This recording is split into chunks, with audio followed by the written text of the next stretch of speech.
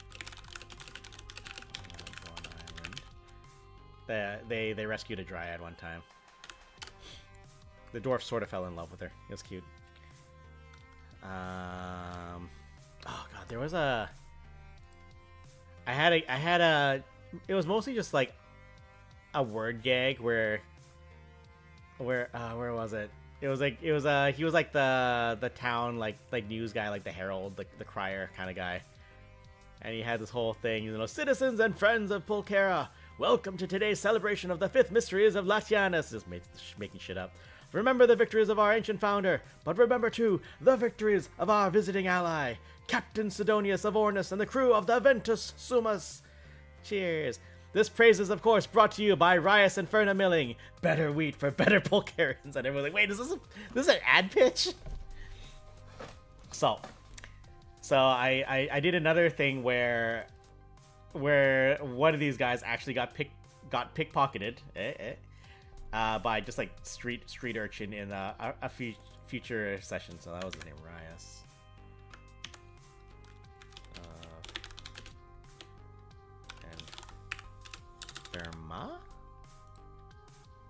Ferna.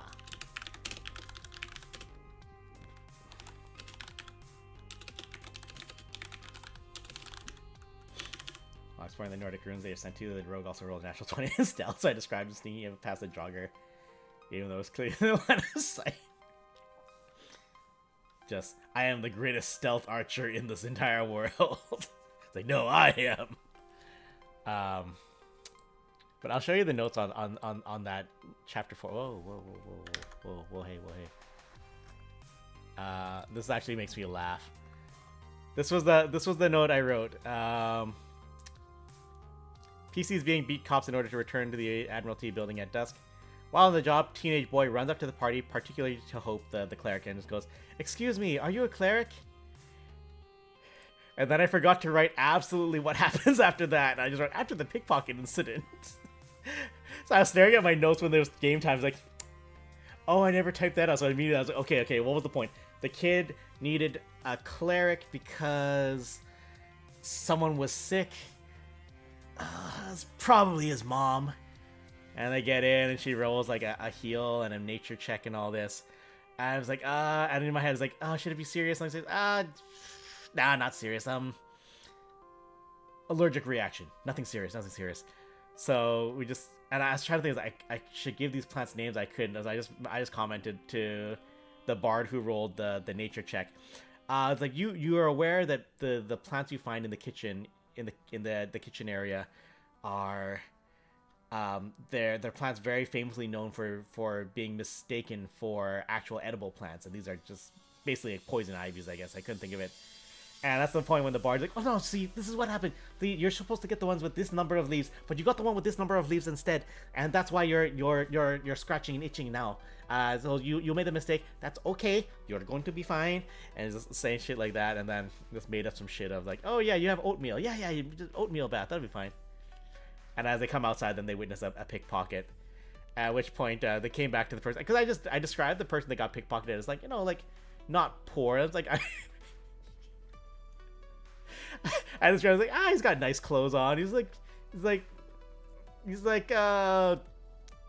like wealthy? He's like H&M wealthy. He's like, okay, it's not too wealthy. That's what I described. He's got like H&M couture. So the cleric and the bard rush off, and they catch the kid. They pickpocket the pickpocket. And they bring the purse back to the guy, and just to tell him, like, hey, like, you dropped this. They say, oh my gosh, thank you so much. And it's like, I know you didn't really need to do that. So to tell you what, like you've gained a friend in the city. Anything you need. And I said that thing again. Just fucking, I already forget the guy's name. Rias Inferna. Like better bread for better Pulcherans. As he's walking away, he's like, would you be Rias by chance? Like, I would be. I was like, was he Furnace? Was he Rias? Like, I guess he's Rias now. I just had to make that shit up because I forgot what the fuck I was doing.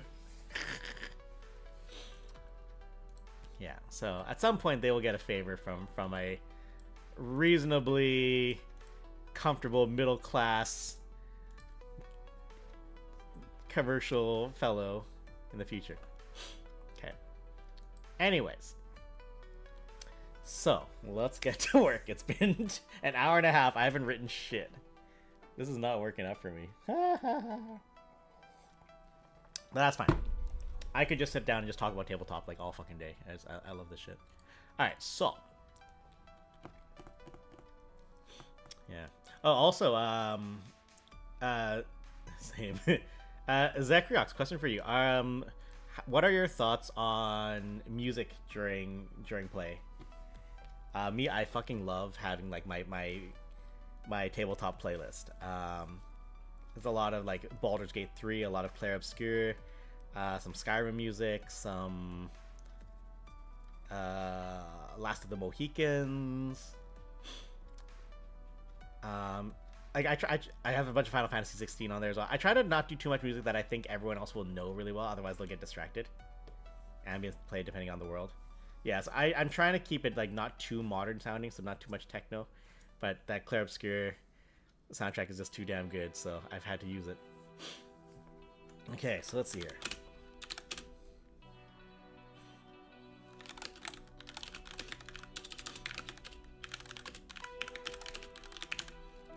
So this is what's gonna happen. There's gonna be a cataclysm that occurs to the ship that they sail on. I'm not gonna say what, but that's gonna happen eventually. And they're gonna have to live on an island up to their own devices for a while, which should be fine. I think a couple of them have survival skills, so in terms of shelter and food, they should be fine.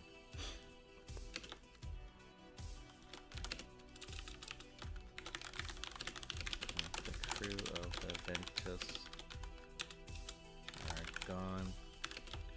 Captain Sidonia, Commander Horatius, and First Spear Cuchius are presumed dead. I play nothing but Skyrim ambience for specific locations. Tavern, Skyrim Tavern signs. Yeah. Oh, fuck, what's the one tavern song? I got What's on my? What the hell? Oh, I don't like that. I'll go to my library. Tabletop. Oh, the Around the Fire. Like the hold on. I will play a small clip of it so that they don't get angry at me for copyright. But the like that one. It's a good one. Otherwise,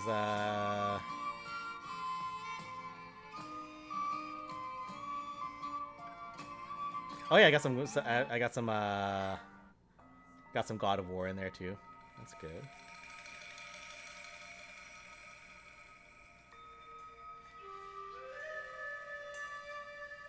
Yeah. And just every now and then you pick the one song. He's like, this is the best song I could have picked for this moment. I love this, and it's hilarious. Streets of Whiterun's a good one too for just like if they're like chilling in town. Streets of Whiterun, just like it's a peaceful, it's quiet. You know you're safe. You know, it's good. Oh, so here's another joke that I feel like no one of my players have caught yet, which is hilarious because of course we're all nerds. So the captain is a woman named Sidonia, Captain Sidonia, and I always refer to her as Sidonia for the most part. But every now and then, if you ever do a D&D thing and it's online, let me know. We've talked about it a little bit because for example, there's a Japanese system that's finally getting localized. Like there's been a lot of fan translations of it, but they're getting an official English localization soon. It's a game called Sword World. So we've been playing a little bit of that as well. It's a pretty fun system. It works pretty well. It's literally designed around the Japanese lifestyle. So the game itself is literally like you are part of an adventuring guild, and just every now and then you get together to go on adventures. You meet up, you go pick a job off the board, and then you go and do the job, make some money, get some prestige, and then you'll go meet up again in the future when you have time to adventure again. So it's literally just like, how much spare time do you have? Like I have time to play games once a month. Perfect. And then that's just the story of the game as well. So again, you just meet up once a month and you go off and find your old friends and you go do some jobs. But it's very like Japan and like anime inspired. But it's fun. It's a pretty good system. It's really designed for like multi-classing. So everyone gets a really unique character. So for example, like Arash, he's playing. He's mostly fighter, and he's mostly and a little bit of cleric. So essentially, he built himself a paladin. In more words, gigantic sword, Dark Souls style. Let me see. Sword World 2.5. Is it you? Yeah, this is it. Yeah, Blue, if you're curious. This is the game. Let's see. I just want to look.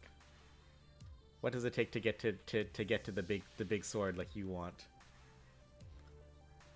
So B rank sword, you can get up to like Zweihander. You need a minimum strength of 20. Power 30. And the way it's designed is it's really cute. It's all like it's this power table. So it's you roll 2d6 for almost everything. So you have your base number and then you add 2d6 to it. And then there's like these cute modifiers. Like if you roll Snake Eyes, like you critical fail, you actually gain experience for it because the idea is that you learn from your mistakes. And the guy that runs it for us, he decided, well, if someone critical fails, then everyone gains bonus XP because we all learn from that person's mistake. So, so we just got into a thing. It was like I said, if someone flubs a roll, and then everyone's like, "So what did we learn?" And we just check that later. We're gonna get some bonus XP on the checklist. No, it's a cute. Actually, here, let me go back. I want to go back to that for a second. I'm not getting anywhere and working on my shits. But where's my races? Show me the picture. Yeah. Okay. Okay. So, you know, rune folk, they're like robot people, dwarfs, tabbits that are just like rabbit people. They're very magical. Nightmares, they're kind of like tiefling idea. Elf is elf, human is human. Lil Draken, like dragon people. Yeah. Grass runner. So that's what I'm playing. I'm playing a grass runner fencer for the most part, but I also have some levels in rider and ranger.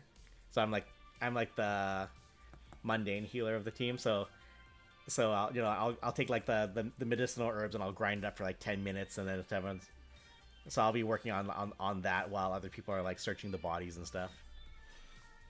Lycants, so you know, like werewolf people. Yeah, there's leprechauns. It's like, how do leprechauns differentiate from grass runners? Like, I forget. And the Tiens, Shadows, Garuda, Minotaur. So these are like the beast folk kind of things. Basilisk, Slail. There's like a flower people too. I forget which ones they are. Oh, I think that's the Marias. They're like flower people. Leprechaun barbarian. I don't know if there's a barbarian class. Spriggan giant form, Spriggan child form. Let's see. What classes do we have? Yeah. Warrior type. Battle dancer, fencer, fighter, grappler, marksman. You would probably have to just put some... Maybe you could probably put something together that essentially makes a barbarian type. And you'd probably be fighter. Maybe throw some grappler. Grappler's fun. We have one of the players plays a grappler. It's just punch kick, throw. Other types. Enhancer? What do enhancers do? Reading through the Draconic Codex. Anyone who likes dragons, they're eating good with this. Oh god, it's already 8:30. Oh god. How loud is that? Oh, pretty loud. I should write on the paper. It's like, why are you so excitable? Why was your blood pressure so high? I was drinking tea and I was talking about Dungeons and Dragons.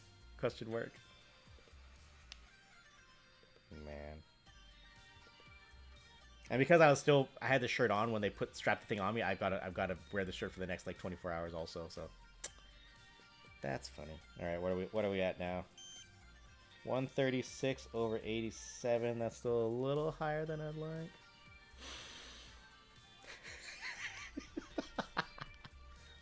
Yeah, Sword World's not bad. Sword World's pretty fun.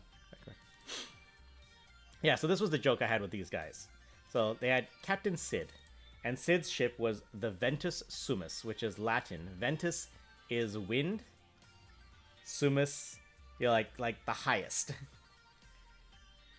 Like a summit of a mountain is the highest point. So the Ventus Summus, the highest wind. Captain Sid of the highest wind. I don't know if they're catching this yet. So I threw him a bone. I started commenting that she actually really likes horses for some reason.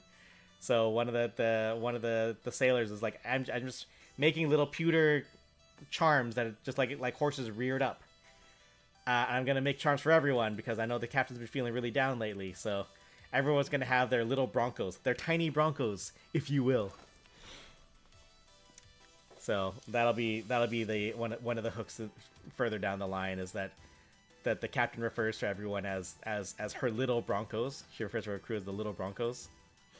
So Captain Sid of the High Wind with the little broncos. Please someone catch this eventually. We'll see. One of the remaster, they essentially removed all traces of the metallic and chromatic dragon. Oh, really? Oh. Dragons of Tradition, 4 times Primal Arcane and called them Divine. Interesting. Okay. So that's to get them away from D&D influence, right? That's super interesting. Ooh, I need to look that up later. Again, I'm not going to start 2nd edition anytime soon, but that's really cute.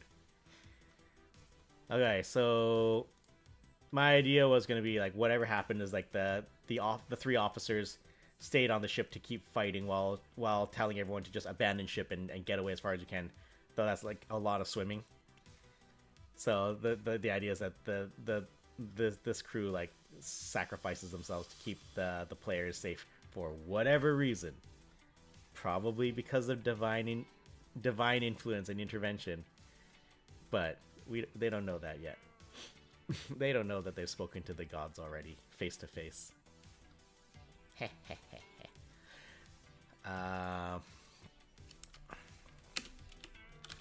Life sucks.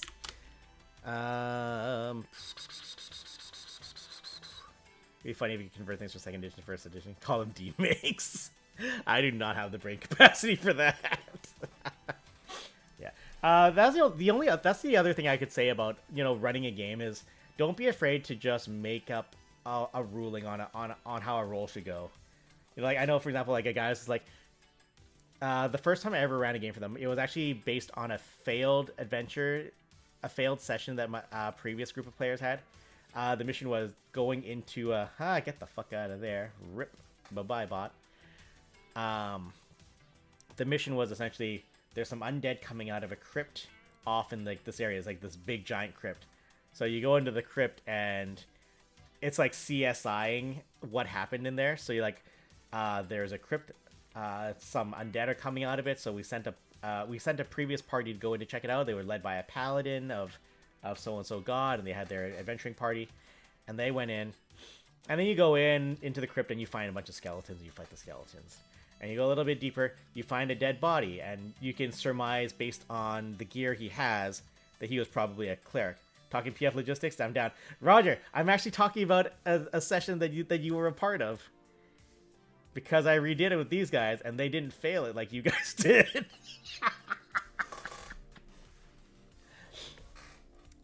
So they go in and they find, you can infer by, the guy's got a holy symbol around his neck and the weapon he's holding, and Roger, Mr. Machete was a member of the 2nd campaign I ran. Do you remember the crypt with all the undead? These guys put it together a lot better. You went in, there was a bunch of undead in it. And there was a bunch of dead bodies with very specific gear and stuff, and you could open up the different doors, and you're finding like shrines to different gods, and all that stuff. I want to say yes. So they get to the end of the crypt, after bopping their way through some zombies and some skeletons. Not the Goblin Cave. That was a different cave. That was also an iconic cave. That was a great cave. But they get to the end, and it's a room, like, a finite space inside this room, and there's a whole bunch of bastard skellies again. And once they clear the skellies, they look around. What's in this room? There's a dead fellow over here, and again, you can surmise he's a rogue because he's got like thieves' tools and stuff, and a rapier. Welcome to the dungeon. Looks like burnt corpse with recognizable gear. That was the last party that dared enter this lair. Yeah, so it's like you just go. It's like, okay, well, he's a cleric of a very specific like lawful neutral god. You know, like a god of like building and shelter and construction and good government. You know, that kind of thing. But yeah, so you get to the end, and you find, you know, there's a dead guy over there. There's a couple, like, totally ruined guys over here, dressed up in, like, you know, like, kind of cleric-y clothes, or just, like, typical mercenary clothes. But then most interestingly is there's a dead man slumped against the wall. Mark got stuck in a trap. No, not that one either. That was also a good one. Wasn't that the Goblin Cave? That was the Goblin Cave. Yeah, so there's a guy slumped against the wall, and he's got a sword buried in his chest, like through the clavicle, slumped against him. It's like a long sword, and this guy is wearing a symbol of a very, very evil god, and I forget if someone was able to roll a religion check to know which god it was, but it was like, you know, a super evil god. And then the guy, yeah, we ate so much LA chicken. Oh, I mean, I miss LA chicken. It's been a minute. How much have you ridden so far? Abso-fucking-lutely nothing.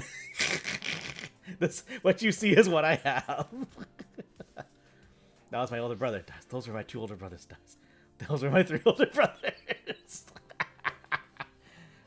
You always have to have a brother or sister to take over the campaign when your character dies. Yeah. Oh, we talking. We're just having a good time. We're just having a good time, just talking about tabletop. Yeah. So dead man with a very evil god's things around his neck, and he's slumped against the wall. In front of him, face down, is a fellow in like chainmail. You know, clearly an adventure of some sort, but he has a symbol around his neck of a very, very good god. And again, at that moment, it's like, okay, well, he is a fighting type guy. There is a long sword buried in the chest of this other guy in front of him. So you can surmise, you can infer, this is the paladin of the previous group. So that's the implication. Is like if you saw that crime scene, how would you guys piece that together, right? Most likely, I did not have the knowledge for that test. So the paladin had buried his sword as his last dying maneuver to take out this evil cleric. At which point you can infer the cleric was probably some sort of necromancer type who was raising the dead of this crypt. And, well, he's dead now. Anyways, good old Machete, he sees cleric-type person, like, religious symbol on this guy, religious symbol on this guy. They could have been working together. And me in my chair was just going, oh no.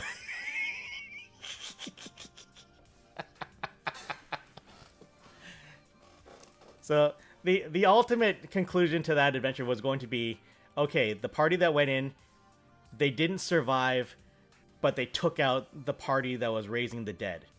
At which point, the conclusion is, this crypt is a finite amount of space, and everything that was undead is now dead all over again. Which means the source of the raised dead is gone. The ones that were raised, we killed. So this crypt is clean.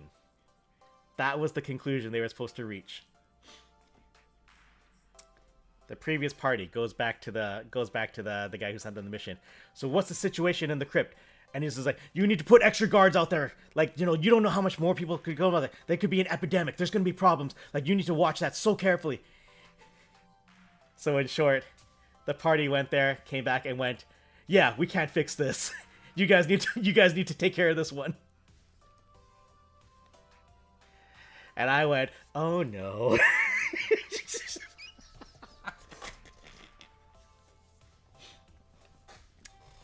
Anyways, so I reused this session for the current group. And luckily we had a cleric on the team, and we had a bard that has bullshit bardic knowledge. They can just roll knowledge checks on anything.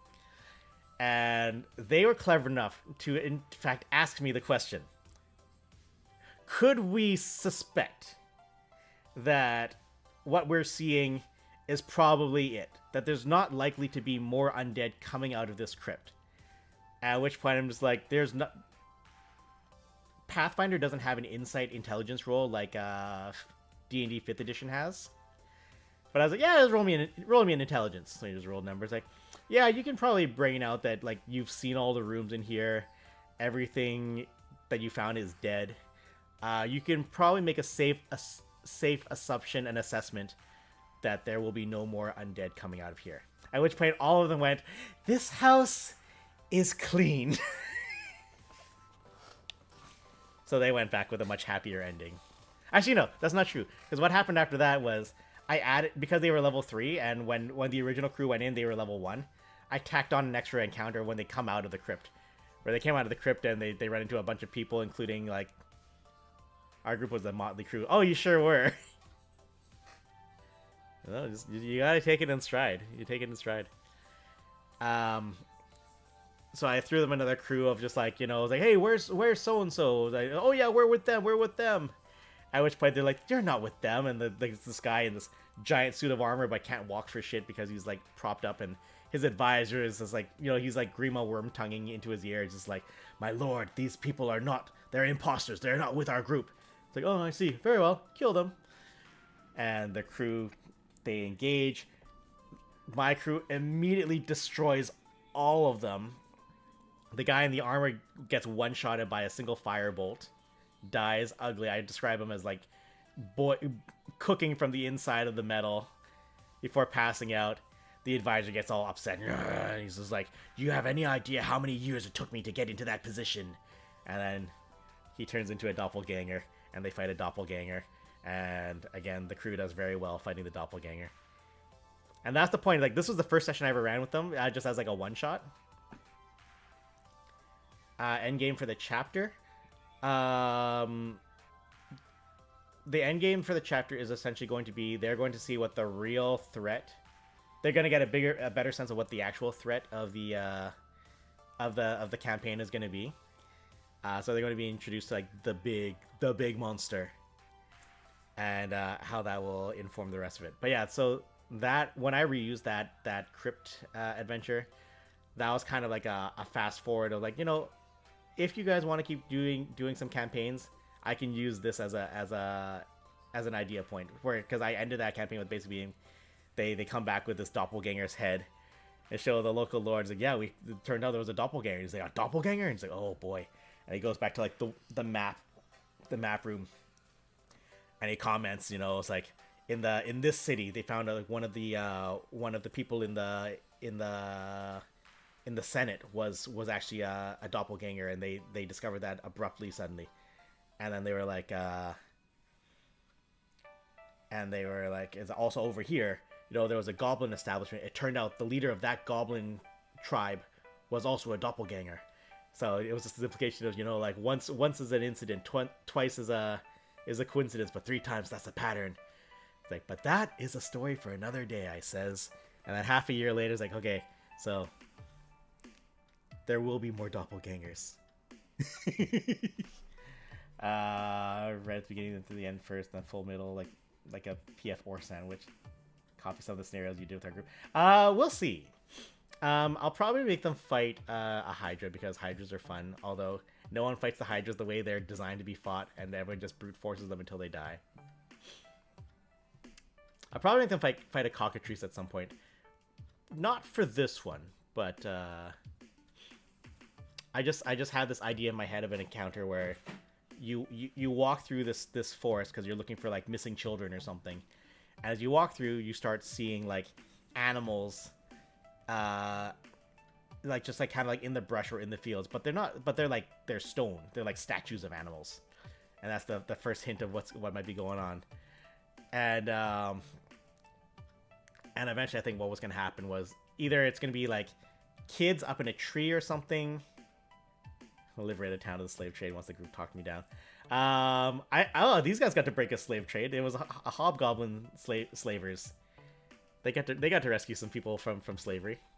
It was great. I remember just very specifically describing that these were illegitimate slavers, as opposed to the legitimate legal ones.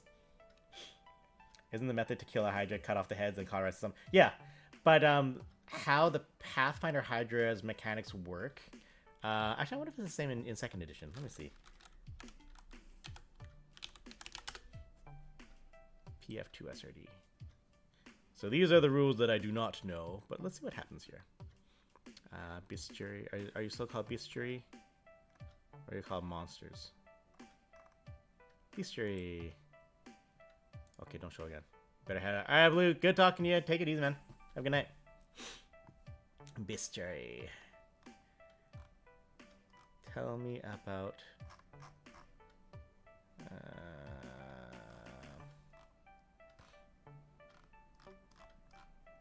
Okay, well, these are the abilities. These are the categories.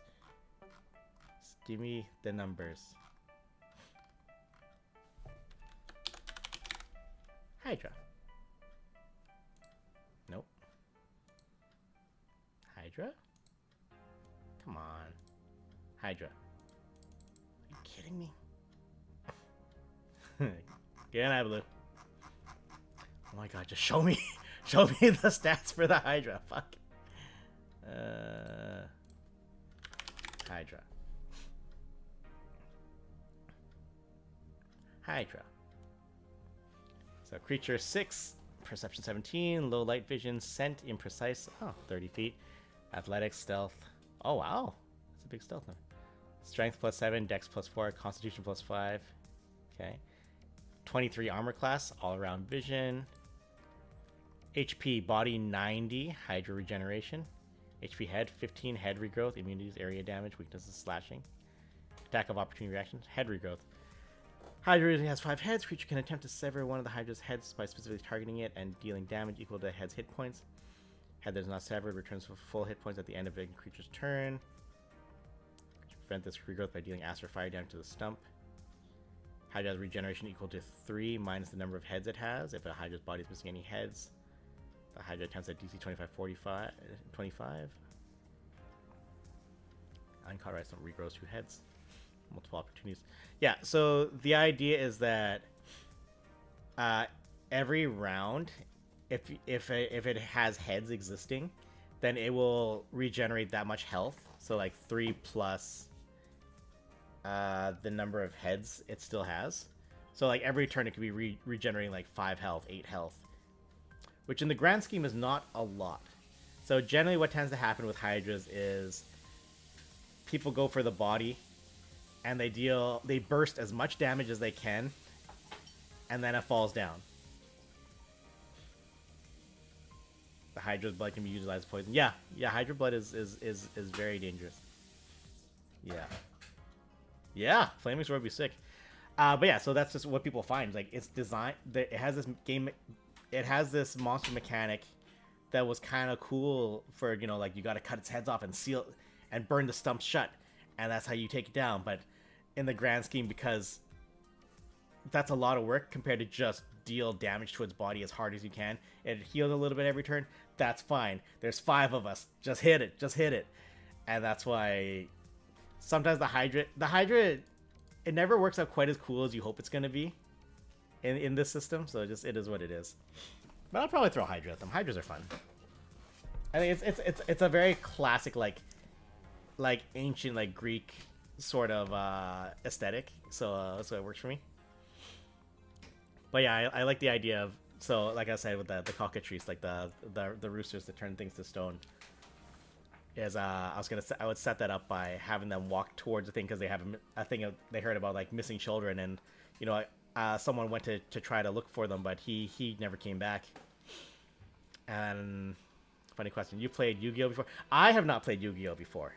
In terms of very broad concept, I know a little bit of how it go, but I don't know a great deal about how Yu-Gi-Oh plays.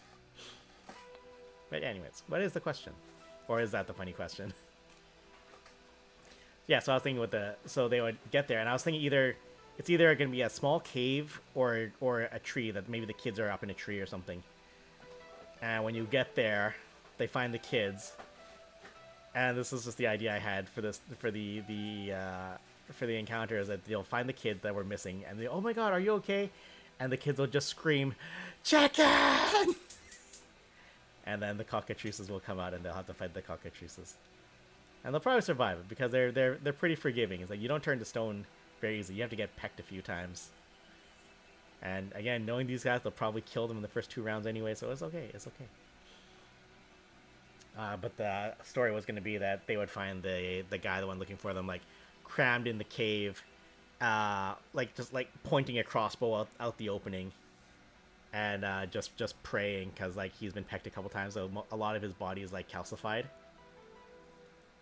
So he has like no dexterity, something like that. Had a funny idea incorporating monsters from Yu-Gi-Oh and turn them into encounters for the campaign. Make a big bad evil guy based off card. Oh, absolutely. I fully support that. Something from Delicious in Dungeon worst case. No, I mean that's they had a cockatrice in Dungeon Meshi. They absolutely did.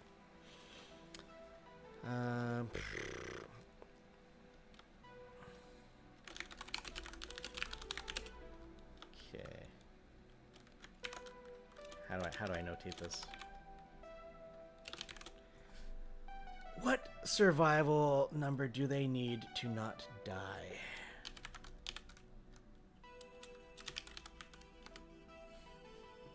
Skills.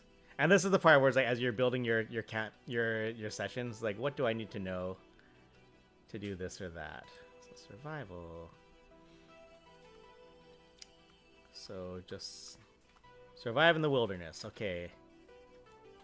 Single survival check may represent activity over the course of hours or a full day. Getting along the wild, gaining the fortitude save bonus to survive. Ooh. It's a little broken. Oh. It's a little broken, but still good. Yeah, still good. Ash made me a s'more, guys. Hell yeah. We probably need to eat these. I'm pretty sure they're like expired by like a month or 2. That's okay.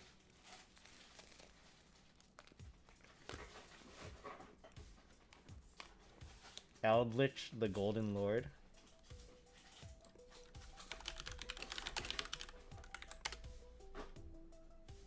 Who's this guy at?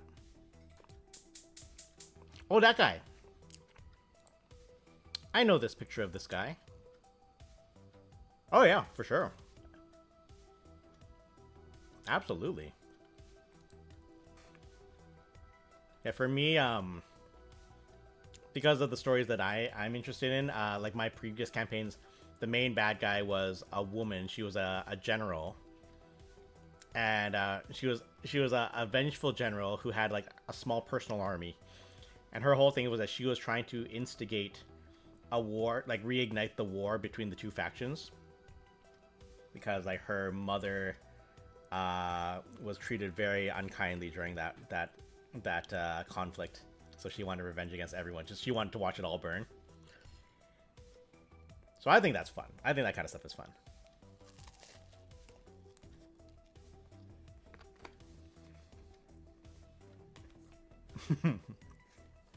Conspirator Dragon? Kind of. Like, Roger, do you remember Octavia? Do you remember Octavia from the campaign? Shadows lead circles of society. Who it is? Cute. Yeah, that was her. I don't know if you ever figured it out, but that was her goal. She was trying to cause war between all the people because they fucked up her mommy and she didn't like it.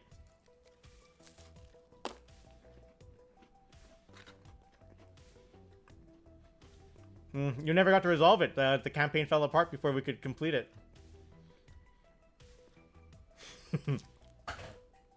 We didn't make to the end game with them. But for this third campaign, I'm saying that conflict is over. Octavia's war was ended. A bunch of brave adventurers from different groups, working with very a few different like lords and like castle owners in the area. They all work together to take out these people. So I might use some of you guys as NPCs later. So we might see Ferenz, the half-elf ranger, show up, asking about gravy.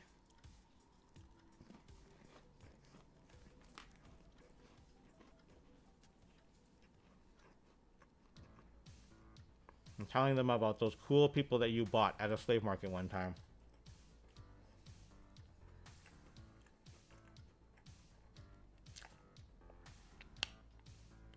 Yeah, I could probably do that.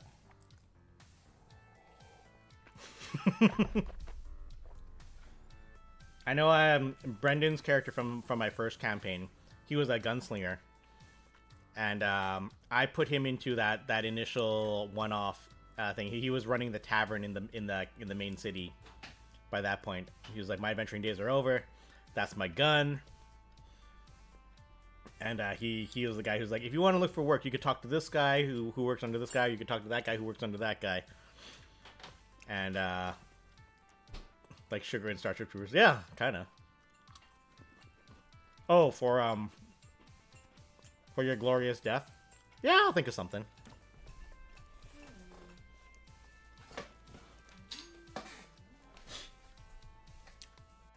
For confidence, someone as a disguise can squeeze into it, cannot be detected by magical means. Just trying to kill some bugs, sir. Conspirator dragons. So the whole thing is that they're just like infiltrator dragons, huh? Is that the idea?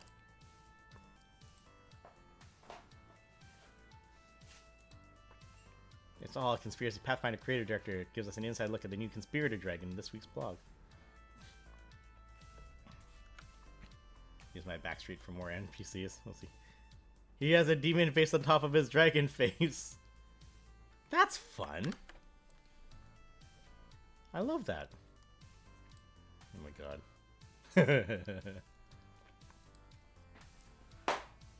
Oh. We'll see. I have ideas for NPCs, so we probably don't need to do that. We'll see. Bro makes flesh suits. That's amazing. That's fucking sick. I love that. Oh my god. Do I have conspirator dragons in first edition? Please. Please, yes. No, that's fine. It's okay, I have doppelgangers. Anyways, what do they need to roll to survive in the wild? Retry getting wild. Most wild tasks. Okay, get along in the wild, move up to half your overland speed while hunting and foraging. Iris online. Oh, who dat? Hello. Following? Hell yeah! Well, thank you. Yeah. So what? Our channel, we're actually run by 5 people. 2 of which are also people of this tabletop group that we play with. So if you stick around a bit, you'll see the other ones too. And we got another guy who also has his own D&D campaign, separate from everyone else. So no, we are a very tabletop friendly channel for sure. We don't stream very much of it, but man, we could talk about it forever. It's hilarious. Okay, so survival is not difficult. Provide food and water for one other person for every 2 points by which your check exceeds 10. Okay, vital task locating water. So we actually don't have to do that because we have a cleric that has create water as an horizon. Gallon of water a day. Temperatures. Gallon of water weighs 8 pounds. Create water can only conjure 2 gallons per caster level, which makes scrolls or even wands of create water limited. Survival skill can help characters find water survive in the wild, but in the deep deserts. Oh god, it's already 9? Fuck. You see the survival check to get along the wild increase to 20. Adventurer can provide food, water for every 4 points. Okay. Ah! Well, it's not a desert. Ah, fucking stop it! It got tighter. Just gonna relax a bit. Just try to get a better blood pressure number. Cause my blood pressure is not so bad these days, but apparently I'm too hype talking about tabletop right now. It's stupid. Ugh. Ugh. I have to wear this for like another, what, oh my god, 12, 15, like 18 more hours? Ugh. Alright, what do I got? 148, ugh. 148 over 86, ugh. You trained a militia and created a gravy business. I'll keep that in mind. Okay, so get along in the wild, move on into foraging. You can provide food and water for one person every 2 points by which... So I would say at that point, this is where you get into your DM mode of just like a what seems fair. So knowing that one person can just literally just make free potable water at will. Like 3 gallons of water every 6 seconds. I would say I would increase that only by 1 for each additional person. So I would say if someone can hit a survival 10, 11, 12, like 14, that should be fine. So we'll say... no. Yeah, so DC 14. And most likely some of the other people will either help set things up or they will assist this person's role. So honestly, even if they could probably take 10 on that and be fine. To ensure they have a working camp supply situation. Okay. So while they do this, we can then say they know they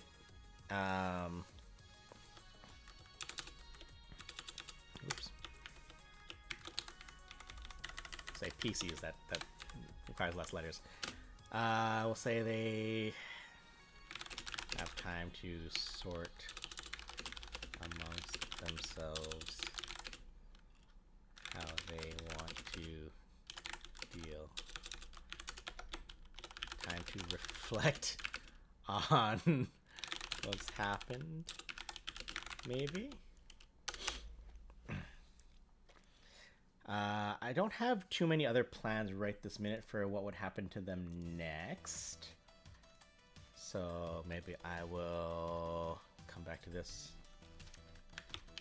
Do you want to do more later? Okay. So I think a fun encounter for them would be wargs. Because they are evil sentient wolves that can talk. And that would be really fun, I think. So we'll say, you know, maybe they have a campfire, and that's what led the wargs over to them.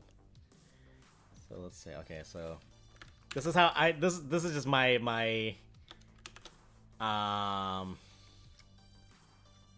just my personal aesthetic and how I like to do my little like paragraph caption chunks like in Counterbase. So I just feel like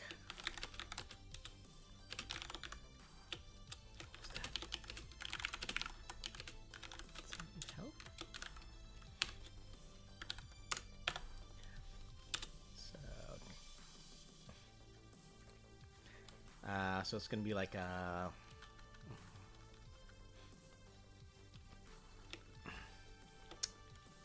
I've never caused them trouble. Maybe ChatGPT friended? Fuck no. I don't need ChatGPT to tell me what words I need. Hell no. We don't need the clankers informing my game and my storytelling experience with my friends. No. No. We will not be doing that. Fuck them clankers.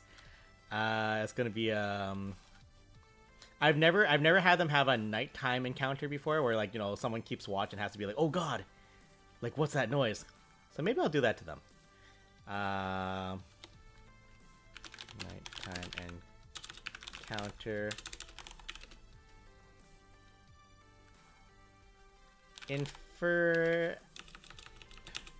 Imply at them who is keeping watch. because I've never done that to them before. So, because what'll happen then is if no one's keeping watch, then I just have to give them a rule for waking up if they're sleeping. So if someone keeping watch, and then we'll go perception. How much perception do they need? Not very much, because this is the wolf actively trying to get them to come out. So I will say probably like 10-ish. Probably just 10. Hear the sound of a creature walking. It's 10. Yeah. You tell the whisper conversation. Yeah, 10's fine. We'll go with 10.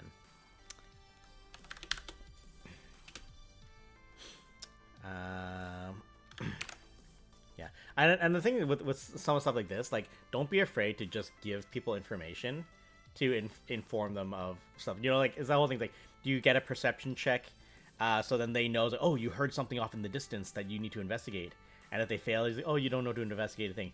Like, no, don't be afraid to give them the hook first to then want to investigate it. For example, like the last one I did is there was a bugbear stalking them as they went through this old mine.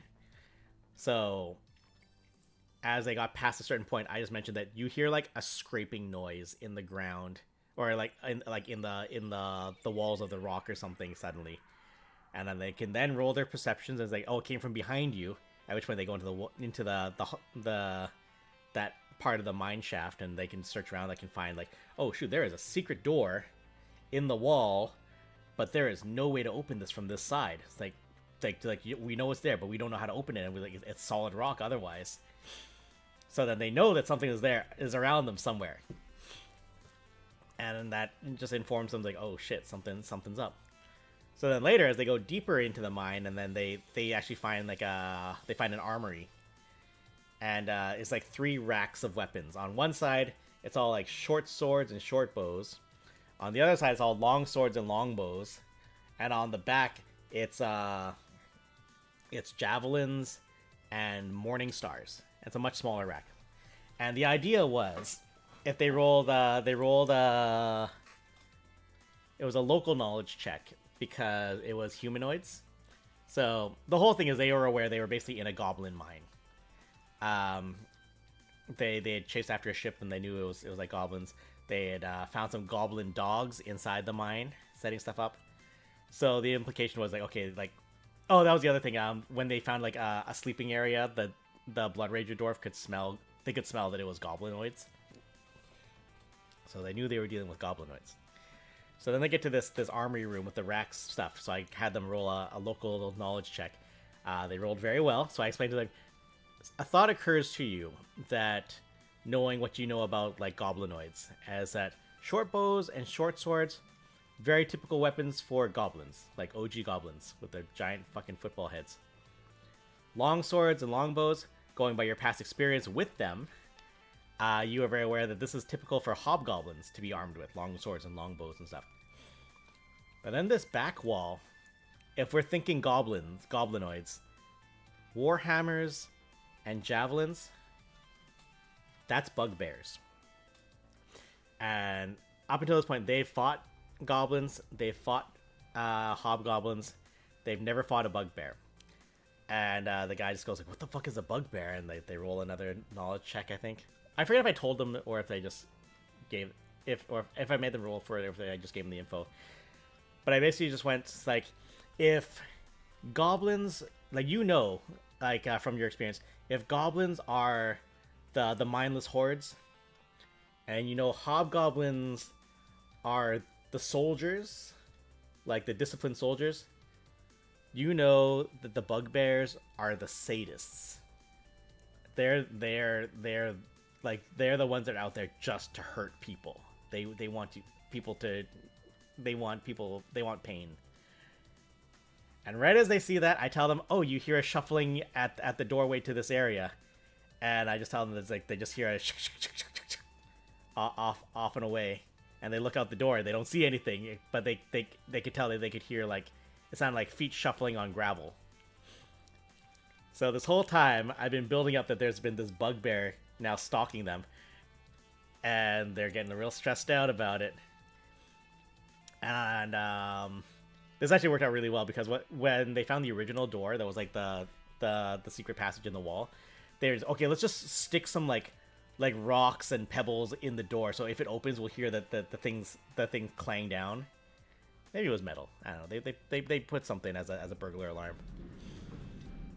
So I just kind of noted that later in the papers, like remember the things jammed in the door.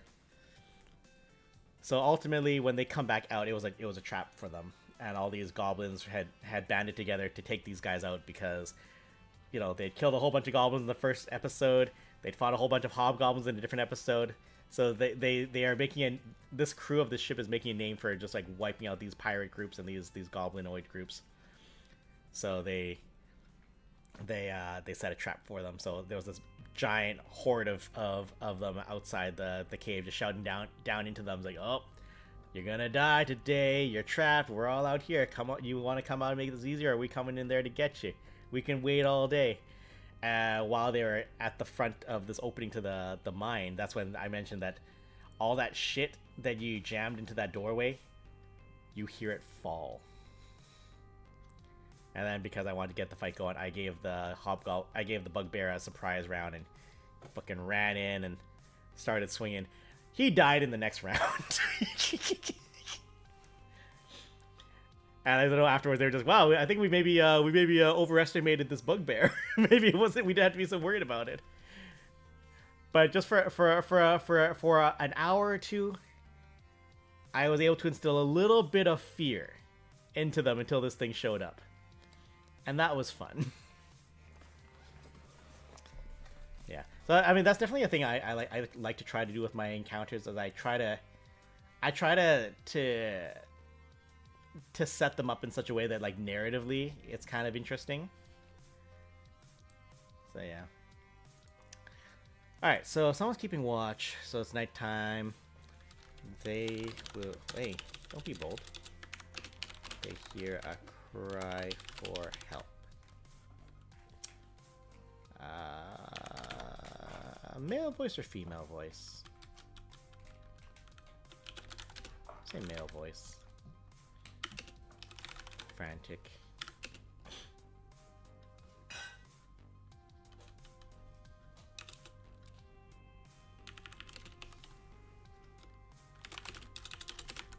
By the gods, someone help me. Someone help us, please.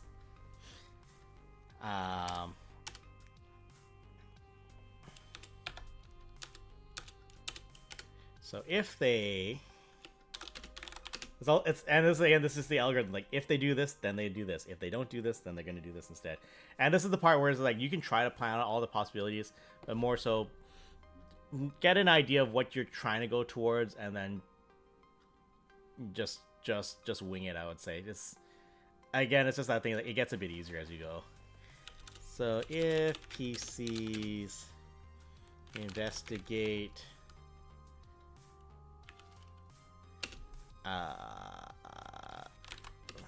we'll come to a... Where should they go into? A clearing or a heavily wooded... You know, actually, heavily wooded. Wooded area.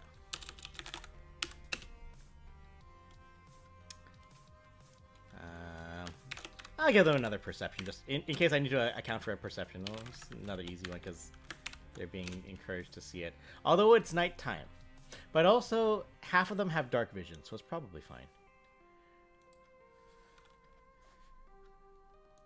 What if it's dark?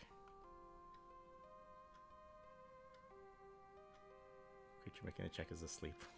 Goddamn. Terrible conditions. I'll make it 15.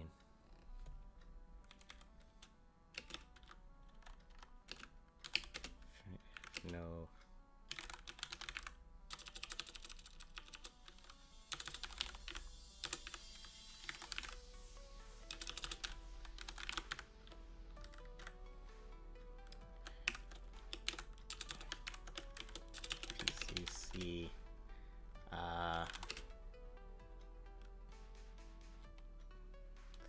bushes in the woods thrashing.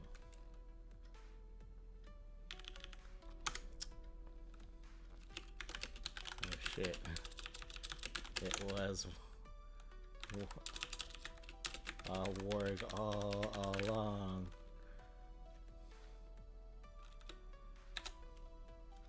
And maybe he says, bring help. Bring help. For you.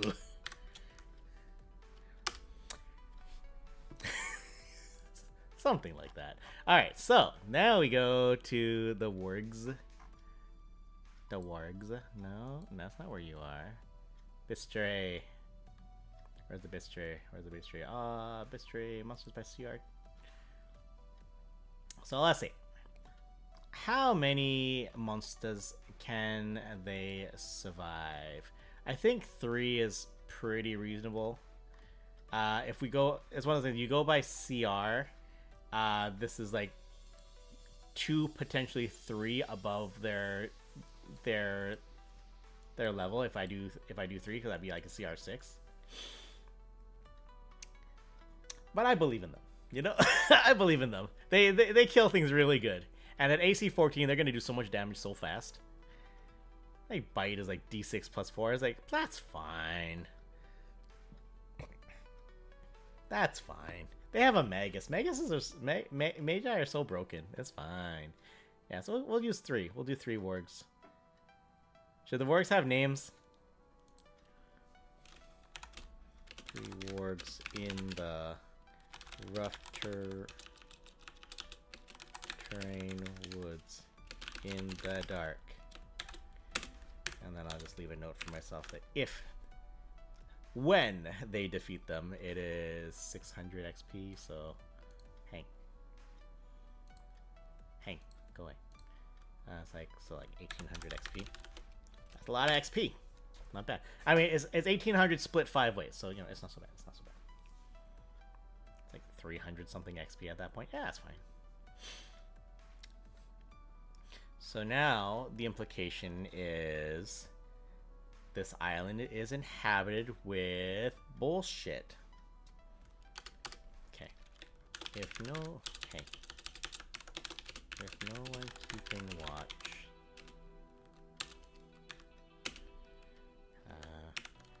Most likely someone will keep watch because I will ask them, is anybody keeping watch? At which point they will think, should we be keeping watch? And then inevitably it means someone will keep watch. That's the thing I did to these poor guys again. That same one with the goblin mine was what did I do to them? They fought the goblin dogs, and then there was a path one way and a doorway another way. So they could tell that the bigger doorway with like the word name Rocknar Bloodtooth. I just throw it out. Just as an incidental thing. Like what the first one dies, you killed Rocknar. Something. I might do it.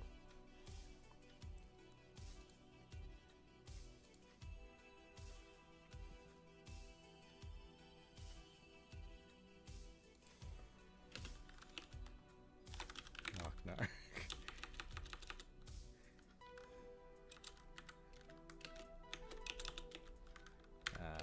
Also, what is his name? Rocknar. Bloodtooth. And this is one of those dumb things, like, just you give a thing a name and everyone suddenly gets really attached. Like, oh my god, this guy's got a whole backstory, and you ended it. Perception, DC, stealth. Plus 10.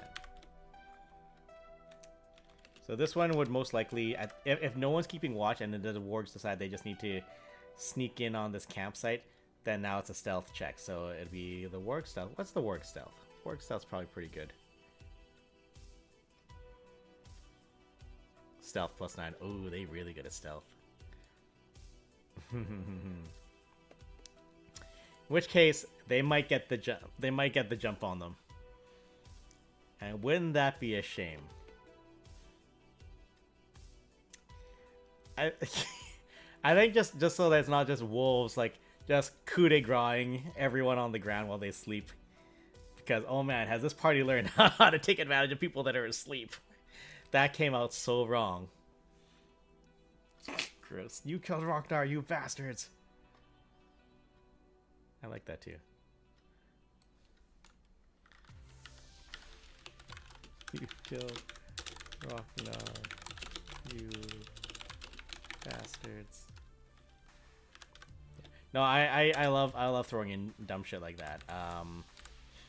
Again, just like all the naming schemes and just stuff like that.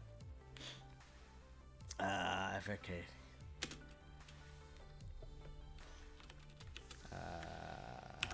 PCs here, the works, and encroaching on the camp. At which point, most likely, some of them should be out of armor. Although, if I think a lot of them are actually in light armor. It's a very light armor kind of crew, so maybe they'll be sleeping in armor. The Wilhelm stream. I'm trying to remember the last time I used a very specific sound effect for a thing. I don't know. I can't think of it right now. Okay,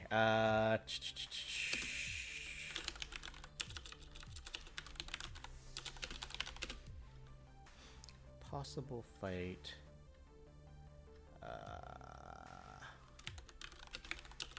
Without armor for some.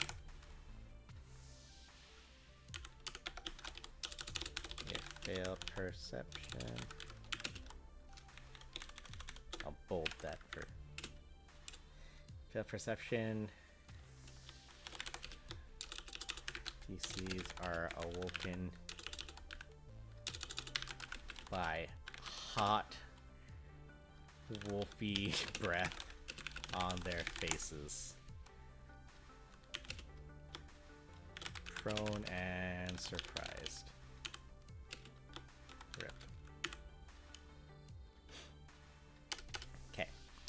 Well, if they get them, then I don't know. Maybe they can skin them for skins or something. We'll see if anyone's clever enough to do that.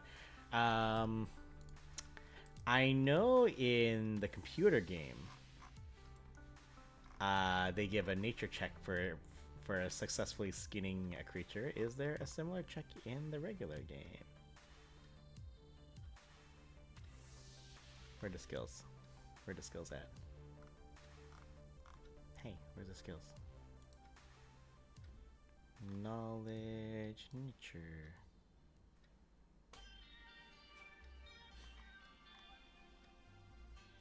Nature.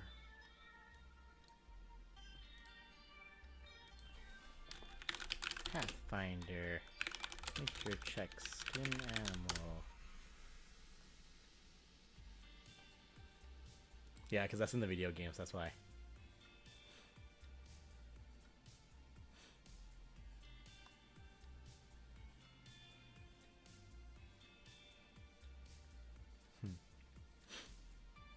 There's a modifier plus formula.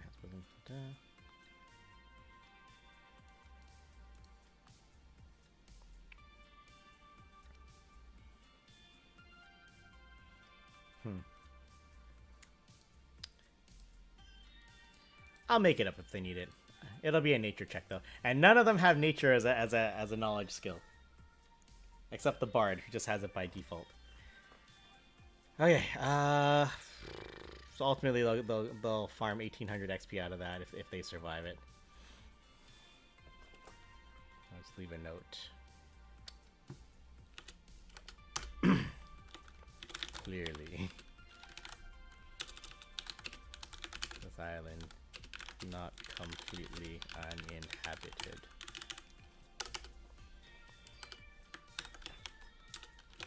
The next morning. Now, I could make them roll another survival check just to see if they're feeling hungry or not. I think they have rations, worst case. But yeah, I'll give them. I'll let them look for. I'll let them look for breakfast. Again, this is kind of minutia. Like you don't really need to do this. Like, does it Does it add anything to the game to be like, hey, roll to see if you guys can still eat happy for the day? And I was like, sure. For me, sometimes it's like, yeah, just roll dice. Just roll dice. Have fun. Gonna get some rest. Have a good rest of your stream at night. Yeah, no worries. What time is it? 2.5 hours in? Yeah, I might stream a little bit longer. But yeah, thanks for coming in. I hope I've been able to help give you a few ideas for when you get your second edition game running. I think more than anything, just have fun with it. I think everyone at the table is gonna know. Oh, because they're all new too. Just make it fun. Make it fun. Let them enjoy the idea. Let them realize that it's less about winning a game and more about just like, we're gonna tell a story together, and every now and then the dice are gonna tell the story for us. And yeah, I think it'll be fun. It'll be fun. Other than that, I would just say don't be afraid to handhold them a little bit when it comes to like, is it time to do a skill check or to do a perception check. You can tell them, say, oh, hey, you should make a roll for me for this right now. Same thing if they forget some of their abilities. I was like, oh, so just a reminder, you have this so and so ability that might help with doing this. Did you want to do that? And then they might go, okay, sure. Yeah. But anyways, the big takeaway from tabletop is you're gonna spend a lot more time thinking about the tabletop game than actually playing it, because it's gonna take so long to actually get all the ducks in a row to actually play the game together. So it is what it is, and just have fun with it, and you're gonna have a good time. But yeah, more than anything else, though, no, thanks for coming in. I was a little hesitant on if I should have even done this as a stream, and I think it's been pretty good. So thank you very much. See you around, maybe. Have a good night.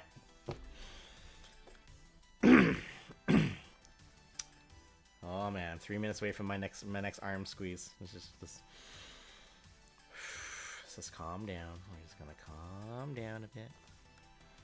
Next morning.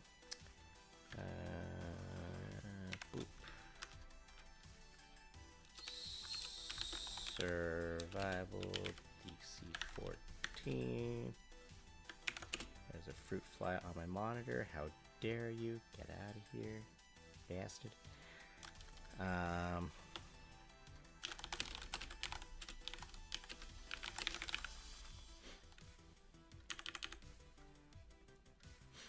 Okay. What I might do is I might give the next day, like now that initial like warg attack is gone, maybe it'll change it up. Maybe they want to explore the island a little bit, see what they're dealing with. I am alive, Paul. Yo, what's up?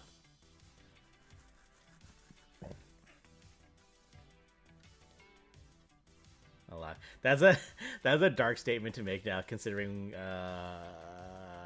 what was it, yesterday? God damn, man. I imagine that must just be all the news right now for you guys, huh? It's fucked up. It was Sunday, yeah. Yeah, that was messed up, man. And again, it's just that dumb thing of like when 2 days go, and yeah. I saw that one video though, like the guy that ripped the gun away from the other guy. Holy shit, fucking crazy, absolutely nutter. But again, it's just I think for me it's funny. Just it's not like it's funny is not the right word for it. It's like it's so annoying when you look at all the American takeaways from this. It's like, oh, hey, well, I mean, like, see, look, you guys have gun laws and people still got shot. So what? So clearly it doesn't work anyways. And I was like, look at the scale difference, though. If you don't need everyday citizens owning firearms. Yeah, that's what they're saying. Their takeaway is always like, oh no, you need to have a good guy with a gun to beat a bad guy with a gun. It's like, he was a random fruit seller who ran in and ripped a gun away from a dude, and like he got oh wait, hold on, I'm gonna get squeezed.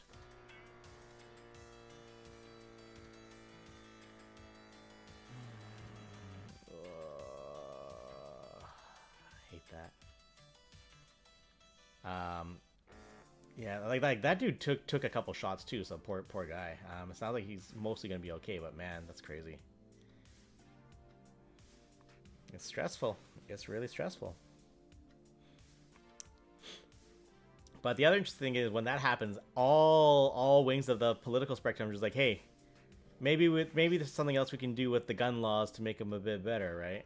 Another hit to the U.S. when the hero go the gun off him. He never fired it. Yeah, like bro rips the gun out of the guy's hands and has the other dude like dead to rights if he so chose, and he's like, I don't need to do that. I just need to make it safe. And I was like, after it's done, he like puts his hands up, puts the gun down, and backs away.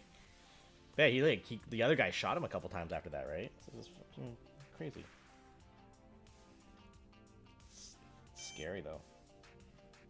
Ooh, my heart rate is going up. Why is my heart rate going up so much? Fuck. Well, maybe I'll write down I had a cup of tea and was in a... I was typing at the computer and having a conversation, I guess. I need something to explain why my heart, my blood pressure is up right now. It's like, oh, it's... goddamn. Yeah. Like, thank goodness it wasn't worse than what it was, but yeah, absolutely nuts. But it sounds like overall, like the rest of the country is just like no one's going like, see, we need more guns to protect ourselves. No, everyone's like, no, let's get some more rules in there so this doesn't happen. And I think again, it's that interesting thing where they're just like, well, you guys got rid of all the guns, so how did they get the guns? Like, no, we didn't get rid of the guns. We registered the guns. We made a process to get the guns, so it's harder to get the guns. So clearly that failed. So okay, let's take a look. Let's revisit it. Let's see if we can make it better. You don't just go, well, it doesn't work, so I guess fuck that, and we'll just let more people die regularly. Get out of here, man. Ugh. Man, oh man, oh man. Meanwhile, here I am in my fantasy world where people are dying left and right regularly, and it's like, yeah, this is normal. This is more fun than real life. Alright, so let's see.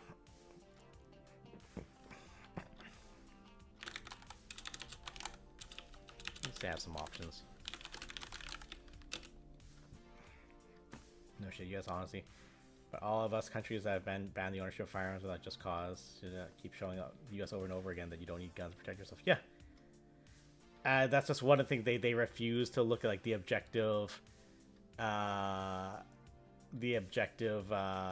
research into the subject, and everything just says you put some rules in place to limit how many guns go into the private hands, or you make the process a little bit more complicated than just go to the store, buy a gun. Now you have a gun. Because that's the thing. It's like, again, we didn't ban, like, we banned. I think it's true for Australia. Like, we banned assault weapons and certain guns, but it's like they didn't just like have a blanket ban on all weapons. Like, everyone still owns long weapons. Rural areas still have a ton of like rifles and like hunting weapons, shotguns. There's a lot of guns in these countries, but they're just legally owned and processed in such a way to limit the crazies that might end up getting a gun.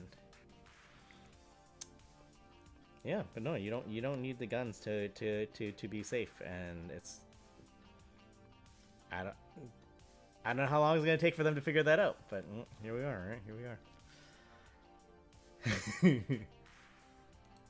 Do we have any Americans in the chat right now? I don't think so. Okay, I'm gonna cancel later. Okay, maybe they want to explore the eye a little to see other threats are around. No, I give them full shade. The U.S. can have full shade on this. So that's crimes involving firearms, but they're few and far between because yes, the bad guys can get guns, but the cops then know the guys with guns are the bad guys. Yeah. Yeah, very much so. And I think it's the same thing. It's just like, yeah, it's like, sure, like there's still gun violence. Like Canada, like Vancouver has gun violence, absolutely. But it's just the volume of it. Like I don't know how people they try to justify it. Well, look at the population size of this of this area compared to that area. It's like when you look at that, then like the difference wasn't that big. It's like, no, it's still massive. It's still a massive difference. Yeah. And like I got like a bit over half a page over the past like 3 hours, 2.5 hours. That's funny.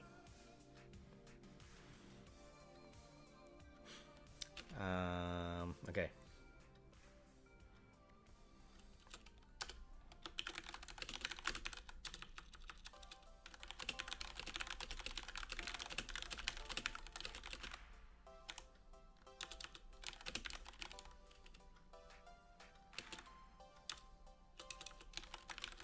Okay.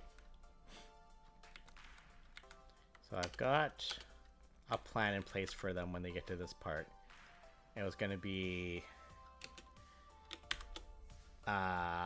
send them on a little bit of a monster hunt as part of it, and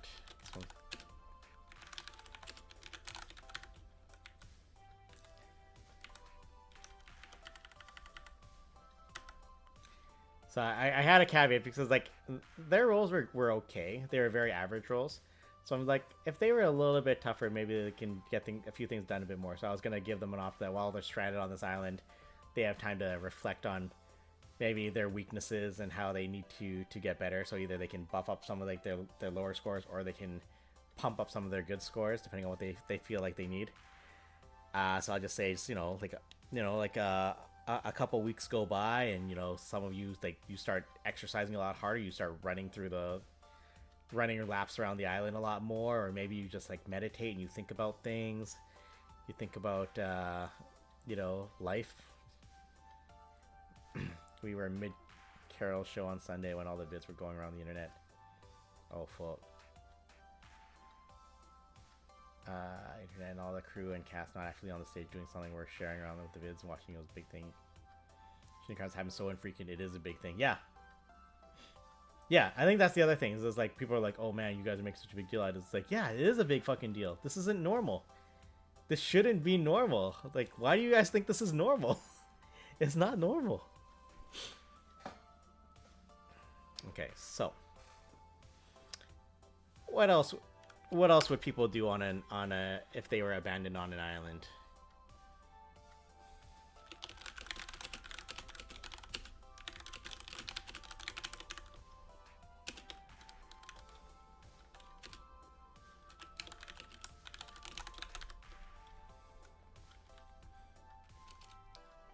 See, more likely they're going to get rescued by someone coming by. Shipbuilding, I don't think that's going to work very well. Maybe I could give them a raft and then they'll get picked up in the water when they get too far, because they're not going to make it very far on just a raft or something. Also, none of them have engineering as a skill. So, we'll see what happens. Alright,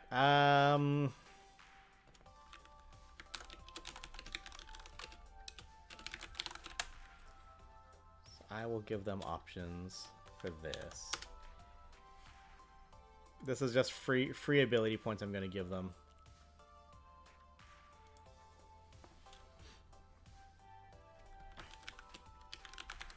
In downtime, PCs have time to reflect on their strengths and weaknesses and what they need.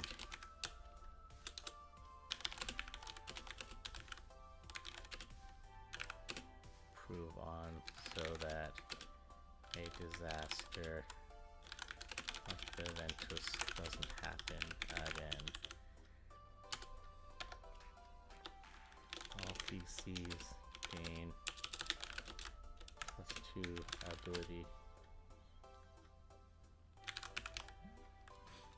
So I can just I'll let them buff up their core numbers a little bit for free. I am a benevolent god.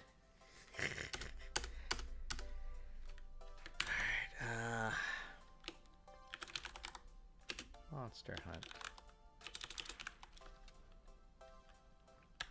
Okay. So the question is, are they going to find more wargs? Or the warg incidental. Or what I can make them do is they can follow the tracks of the wargs back to. Okay, this is what happens. You should do a BOW mass shooting encounter.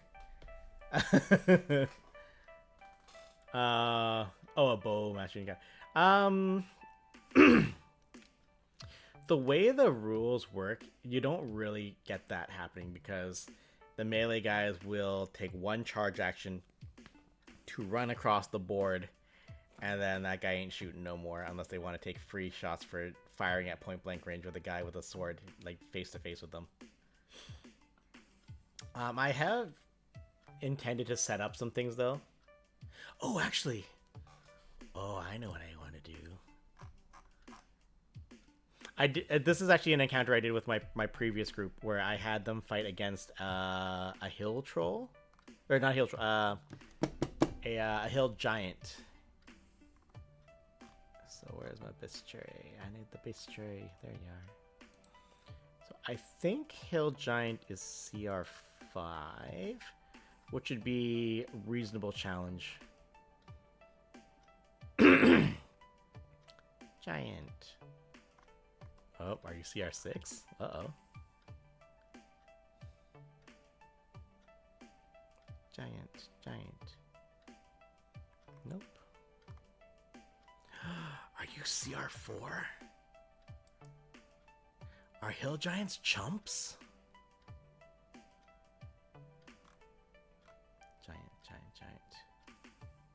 Giant.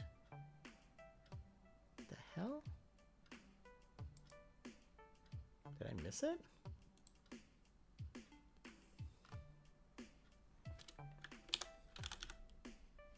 Not zombie giant. What the fuck? Are they more CR than I thought? Are they CR7? Oh no, it's CR7. Oh shit. Okay. This might be too much for them. Probably not. If they are level 4, they could probably do this. But I think the fun of this is making them run the gauntlet. Because the whole thing with the hill giant, so it's two things going. He's got a melee great club, so just a big fucking club. Hits it twice. Or 2 slams. Oh, yeah. So the great club 2d8 plus 10. So every time this thing hits you with a club, it's gonna do 12 to 26 damage. They would survive a hit. They could survive a hit. It would hurt really bad, but they could survive that. But the other thing is that they throw rocks 120 feet, which is really, really far. Let's see. Rock throwing. +1 racial bonus on attack rolls with thrown rocks. Creature can throw a rock up to 2 categories smaller than size. Rock is a large, bulky, relatively regular shaped object made of any material. Doesn't have to be rock specifically. You can hurl the rock up to 5 range increments. Size of the range increment varies with the creature. Damage from thrown rocks generally twice the creature's base slam damage. So that's what happens is if this hill giant's waiting for them, then it can just be yeeting rocks at them as they try to close in, and that's hilarious. So it's not as accurate as the Great Club. That's fair because I guess its dexterity is not. Yeah, strength 25, dexterity 8. That's why. So generally, it's not going to hit anything with this rock, which does 11 to 19 damage per rock. But it's just that moment of like the moment they like. If you imagine, like, I would imagine it would be like, you know, like some distance from where the players start and where this hill giant starts, and every time they go from like cover to cover, like maybe from like giant rock to giant rock or behind trees or something, it'll just be whoosh, and this big rock just through the air and ricocheting off stuff, and like that's a fun idea because again, if it hits someone, it probably won't kill them right away, but they'll take a lot of damage and it'll be scary. So just be a lot of that. Like, he's not going to hit us, like, but if he does, it's going to suck. So that would be my version of the shooting encounter. CR7's a lot though. I don't know. That might be biting off too much. Like the thing is, when it's like one thing versus 5 things, even though it hurts real bad when you get up close, like once they get their hooks in, like this guy's HP will melt. Ignoring the fact that he's got AC 21, which is a lot of AC. Until the cleric and the bard stop hitting him with, and the mega start hitting him with spells. So we'll see. We'll see. Oh god, he can do power attack too. Ooh, that would be gross. But maybe Hill Giant is too much. In which case, like I'm leaning towards Hill Giant. That would be a very difficult single fight. But I don't know. I believe in them. Actually, hold on. I'm gonna get a tab on that actually. Because the other thing is I actually have a figurine for a Hill Giant. And that would be fun.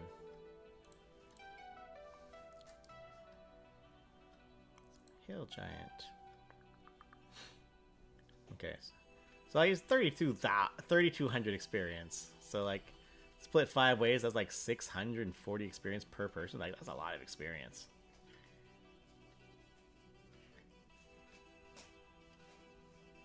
That's too much experience. I should make them fight... not Hill Giants, then... maybe... trolls... or ogres.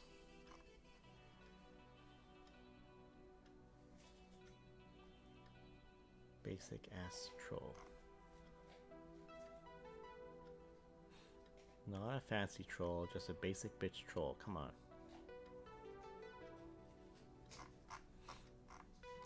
Is troll CR2? Nah. Is basic bitch troll CR2?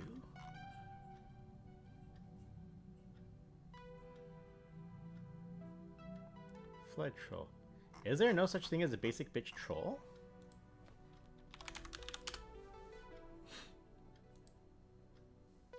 Oh, there he is. Basic bitch troll, CR5. There we go. Yeah, I'll make him fight a troll. Trolls single-minded berserkers in combat. They attack the nearest foe.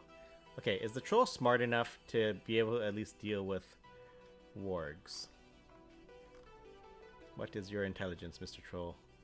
Intelligence 6. That's not great. But is that at least smarter than a warg? Or can a warg respect that this thing is clever enough? Ah, they got the same level of smarts. Yeah, that's fine. Okay, we're gonna go with a troll. What does it do? Bite and 2 claws. Rend, 2 claws. Explain the rend attack. How does the rend attack work? If it hits with 2 or more natural attacks in 1 round, a creature with the rend special attack can cause tremendous damage by latching onto the opponent's body and tearing flesh. Attack deals an additional amount of damage, but no more than once per round. Type of attacks that must hit and the additional damage are included in the creature's description. Okay. So, if it hits with 2 or more natural attacks, so bite, claw, claw. Yeah. And then if he... Oh, maybe the rend specifically is the 2 claws. Okay. Oh, that sucks. That would suck to get hit by the claws then. Okay. Yeah, I think that's fine. Okay, so this is what I'm thinking then. Is, these wargs are kind of subservient to this troll on this island. So what'll happen is they're gonna follow the tracks from the wargs that attacked them in the night. They will follow those back, and that will lead them to some other wargs, at which point they will realize that the other three never came back, and they'll know that the players did it, and at which point they will beg for their lives, and they will say they were only following orders, and then they will tell them that the troll is the reason, and they'll just be like, the troll is the he's the only one on the he's the real boss of this island. At which point then then they gotta go fight a troll. And maybe they can get a promise out of the wargs, like, hey, you stay away from us or we'll kill you. And they'll be like, yeah, that's fine, that's cool, we'll leave you alone, man. Don't you worry about us, man, we don't want no trouble, man. Something like that. I'm getting tired. I'll probably call it at 10 o'clock, that should be fine. Okay, so the monster hunt.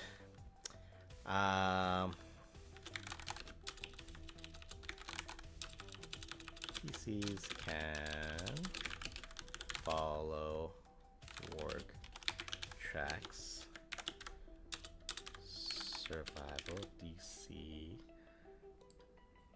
I should also think of other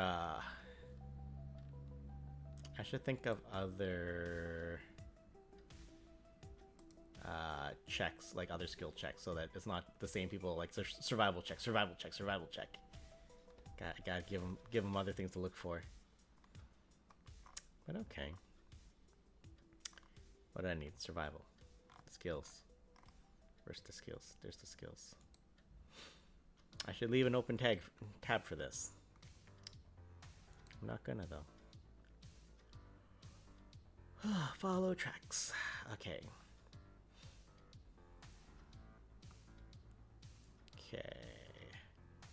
Every 3 creatures, so -1. We'll say wargs are medium-sized creatures, so 0. We'll say it's firm brown, so 15 -1 because there's 3 groups. 14. Okay, that's not bad. That's a pretty reasonable check for them.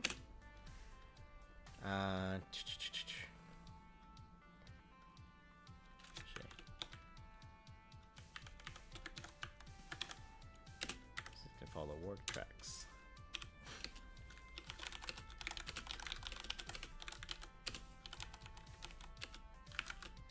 Into the island interior.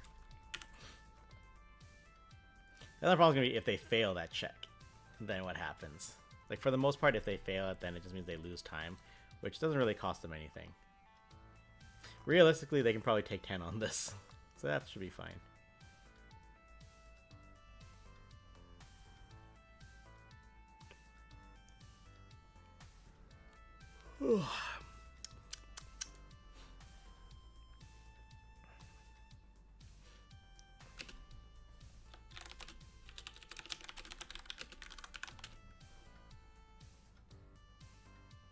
Oh, that's a moth.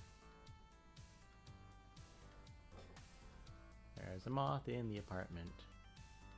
Not hurting anyone, but could get annoying later. How did you get in here? Alright, so it will lead to a warg den. What we could do, and this will be a clever thing, is we could have an adult warg with like 3 cubs. And that will be fun, because wargs technically are magical creatures. And they have evil alignment, so they are evil creatures. They are racially disposed to evil. Let me get that right. Like, I think neutral evil. Yeah, neutral evil, medium magical beast. Oversized. Are they actually really big? No, they're medium sized. So they have scent. So what'll happen is, on one hand, they're evil, and if they were gone, the world would be a better place. On the other hand, they're youths, so maybe they will take mercy on them. Otherwise, we're fighting some wargs, and I need a stat block for a warg cub. That's fucked up. Has someone figured out the stat blocks for that yet? Pathfinder warg cub.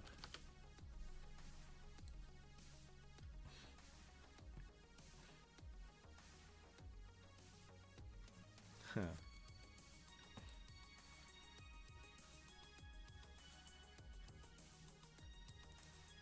Only a few weeks old. Let them raise it. Well.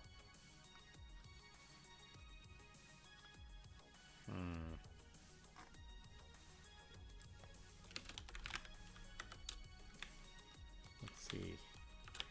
Young warg. Stat.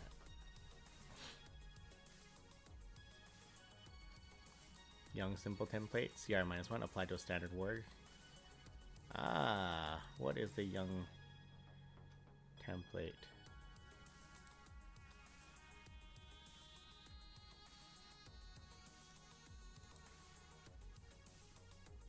Young creature. Creatures with a young template are immature species.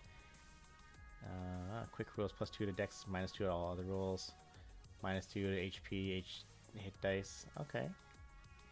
Rebuild rules. Size decreases by 1 category. AC reduced natural armor by 2. Attacks increase damage die. Decrease damage dice by 1. Okay, so that's actually really easy. Yeah, that's fine. Okay. If they have to fight. That'd be fucked up if they do. But, okay. Okay, so... it has 1 adult ward and 2 young wolves.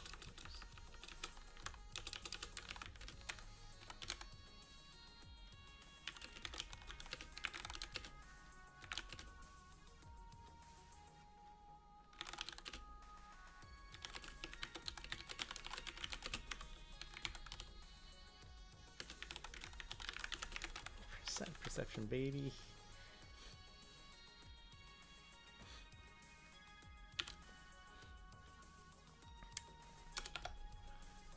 Let's see here. So say they talk to the warg. They can either intimidate it or they can diplomacy it.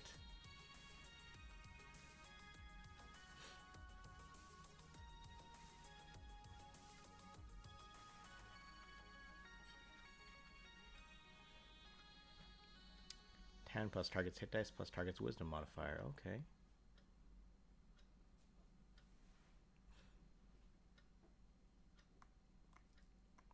That what it is? The more or less opponent.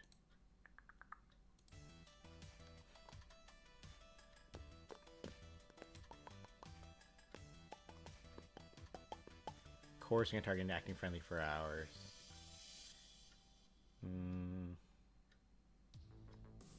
Cow someone in submission for more than just a few hours.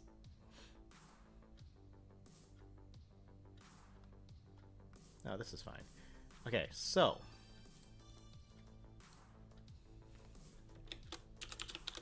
they fight. No.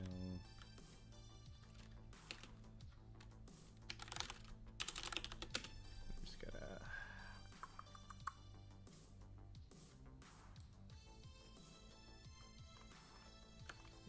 Grab the stats off of this.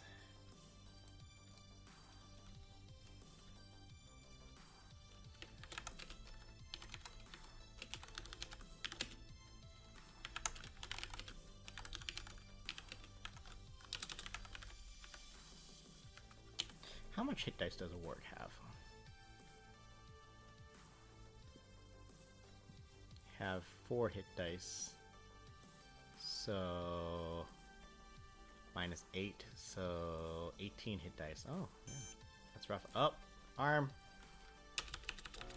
Small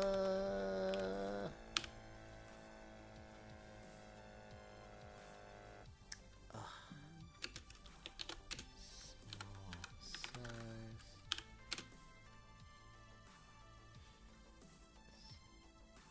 And when I get to it, I'll probably write an actual stat block for them, and that'll be a lot easier.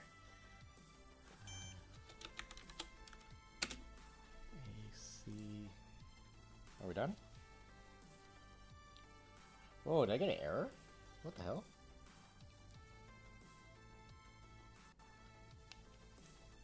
Oh. It got a bad reading. Weird. Well, shit. That wasn't supposed to happen. Okay. Oh. So AC is normally 14, so it's AC 12. So AC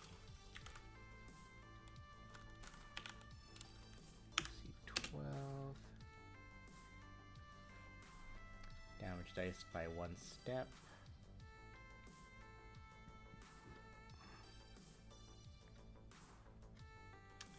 So the damage dice was D6. So it's D4. 4.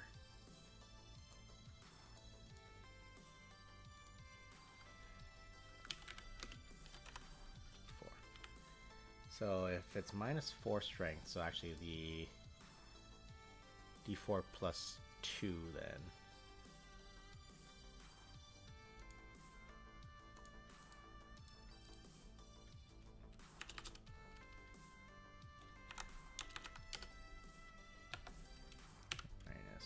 -4 strength. Yeah, so I can math this out later. 4 con plus 4 dex. Okay.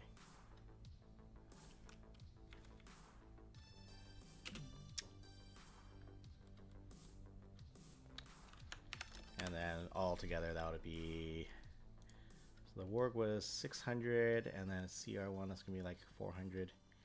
800 plus 600. Excuse me. So that'd be like 800, 1400. That's still a lot of experience if they fight him. Which feels wrong, but you know, it is what it is.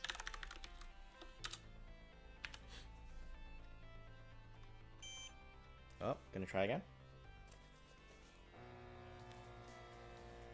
I guess I had a bad try, so I was gonna do it again. Alright, come on.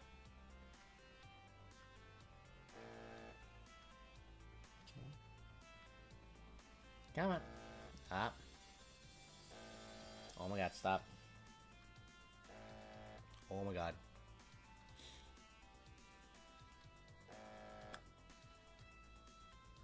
Kidding me.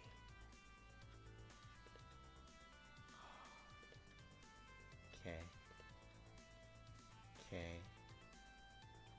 Okay. Alright.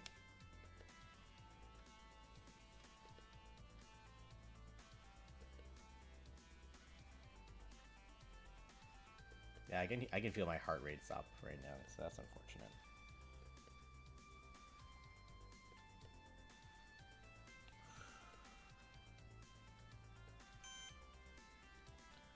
(130/73). Heart rate of 102. That's unfortunate.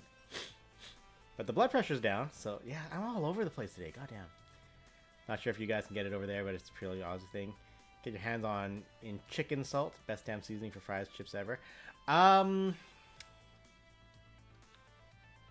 wondering if we have it, but it's called something else. Like, definitely there is a... Can you feel your heart rate stop? I'm not sure that sounds like a bad thing if it stops. If that's me shouting stop, it's because they kept the blood pressure reader, like, it kept pumping up more and more. I was like, oh my god, you should be able to get it by now. And they just kept going harder and harder. I was like, stop it, please. Ah, okay. Okay, so if they actually fight these guys, that's the experience. Which, I mean, I guess if they fight them, then, you know, all more power to you. Okay. Okay.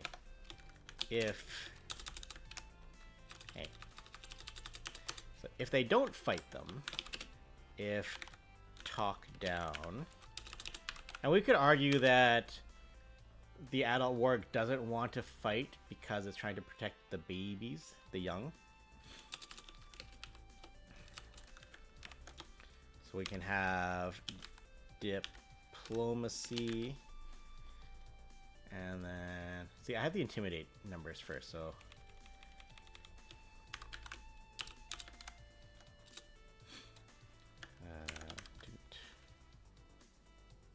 Intim.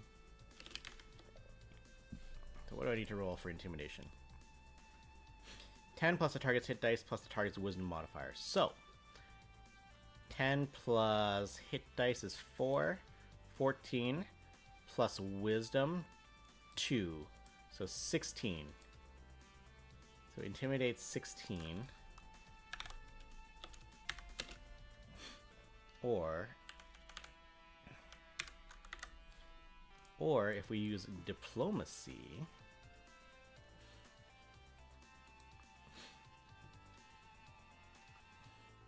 gather information. Use the app built in my Apple Watch. I know it's not accurate, but it's accurate to itself. Getting better or worse. Average BPM is roughly around 92. Do you have a watch too? I don't, because I don't have the watch, so I don't know if my phone calculates that stuff. Ooh, sales went up. I did realize that the phone is counting my steps though, which I thought was kind of cool. So I do enjoy that.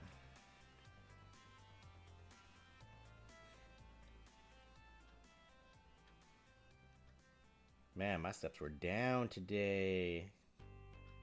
That's how you know I had a day off. Cool.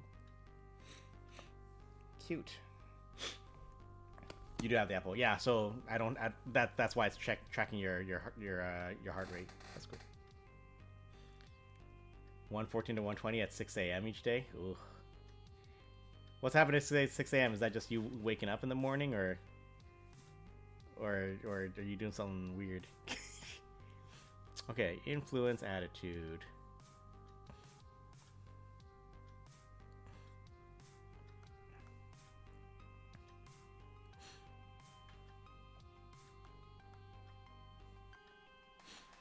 Okay, diplomacy. So this is a hostile creature starting at 25.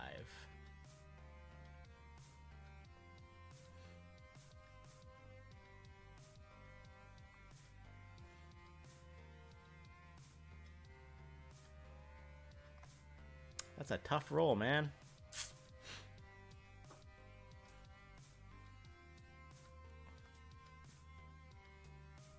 That's to change auto. Make requests is a different thing. Okay. Current attitude, base TC with one of the following orders. Okay.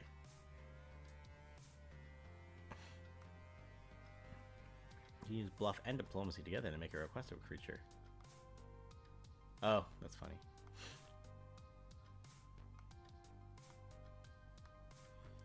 7 each day is when the dogs are taken out by my parents. Maybe the brain is recognizing the lack of their breathing in my room. Huh. I wonder. Lost that comfort thing?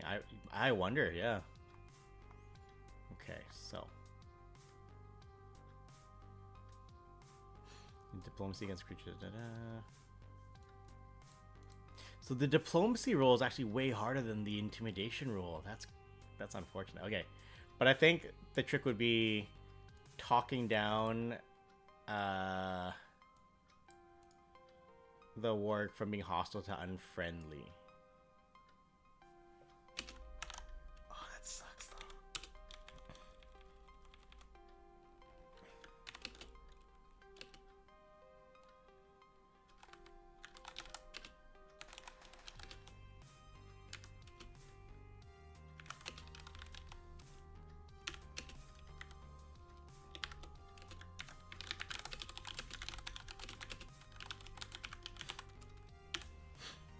So if they can do that, then they can have more discussion. So the intimidation, that leads directly to I don't want to fight or we'll kill you. Diplomacy will be we just want to survive and all this stuff. And everyone can appreciate. Everybody just wants to survive.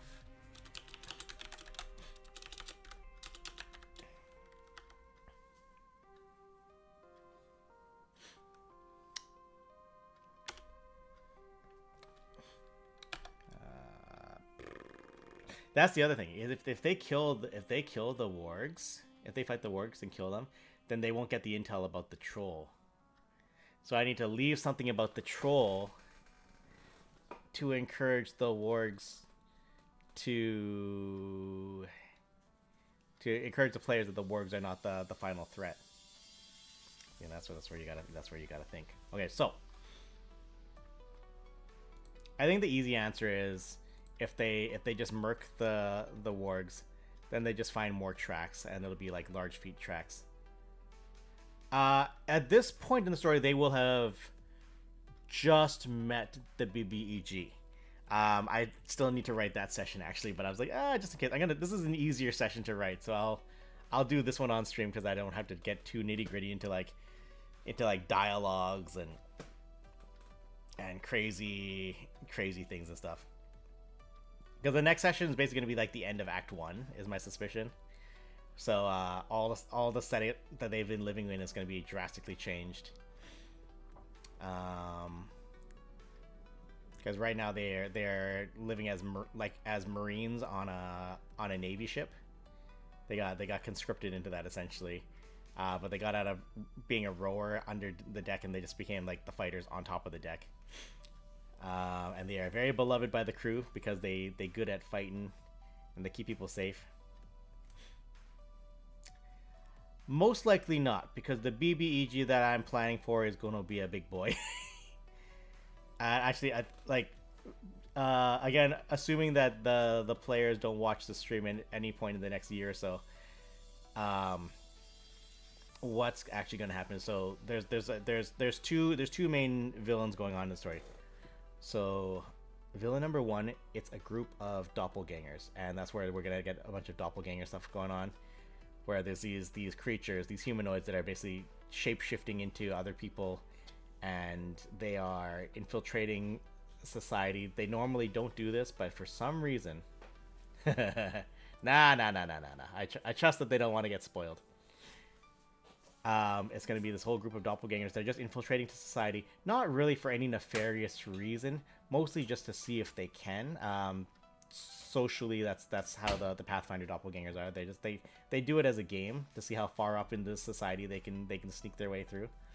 So we're just gonna say this happened to be, this is the moment where a whole bunch of them just wanted to really see how far they could take it. Because that was actually since like day absolute one, before even the campaign started properly. That was already a seed that I was playing around with, like, whoa, all these doppelgangers have been popping up suddenly all over the place.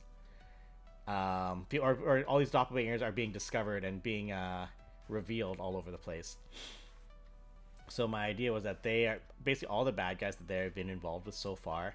There's been a doppelganger somewhere in there just being like a Grima Wormtongue kind of thing, just like, getting things moving along. And part of that is that they're going to be making a deal. And this is the big spoiler for the players. If they're watching this, you guys need to stop watching right now. I give you 3 seconds. They're going to make a deal with a big fucking green dragon. Green specifically because they are the lawful evil ones. They are the ones most inclined to make deals with other people to like do business essentially. So he's gonna basically be like hired in by these doppelgangers to be an enforcer for all the pirates and stuff. It's like, it's like we got the nuclear option flying around this region, and what's gonna happen is they're gonna meet that guy, and he's gonna be like, oh, you guys want to fight? You guys want to go? You guys want to ruin what I've got? Okay, you want to go? Fine, let's go. And he's gonna go out and he's gonna beat the shit out of all these ships, and that's what's gonna get them marooned on this island.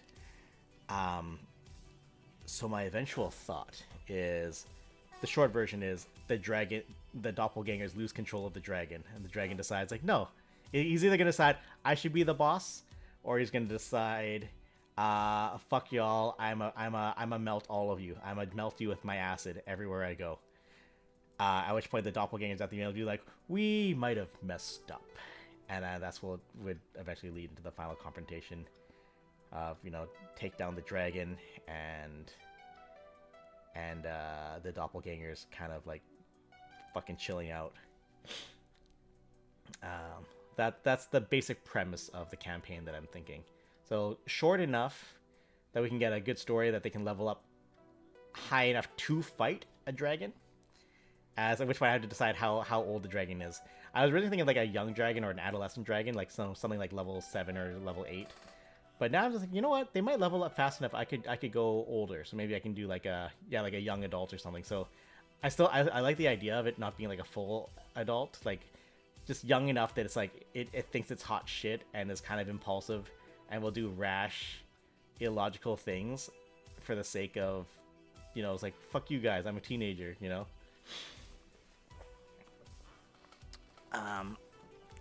So it'll just be that moment of just like, oh, someone let the genie out of the bottle and they can't put it back in. Yeah, exactly. So I think that could be fun. So I think what might set that off will be when they get into this island cave that's like all the pirates were like corralling around, and it's because that's where the dragon was hanging out. I was thinking maybe there's like a monster or something guarding his vast hoard of treasure. Because that's where all the pirates are bringing their treasure, because it's all tribute to the dragon to keep him on their side. And they get there, maybe they kill the monster that's like guarding the treasure, so when the dragon shows up, he's like, oh my god, you killed my pet. You know, he killed the Rancor. So they'll be extra angry. So something like that. That's kind of what I was thinking for the overall. So it's like, you know, it's not like world destruction stakes, but it's still like the whole eastern coast of the continent, as well as the eastern coast of the peninsula, as well as like this region of islands is like in desperate trouble of this thing just wiping cities and villages off the map. So, you know, it's the stakes are reasonable stakes, you know. End of spoilers. So that's what I'm thinking. So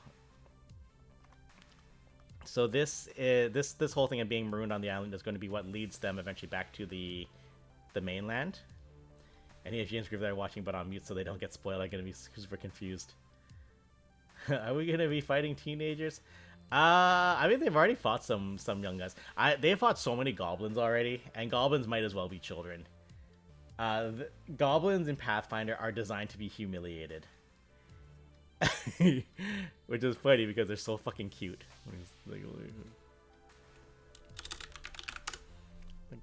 Just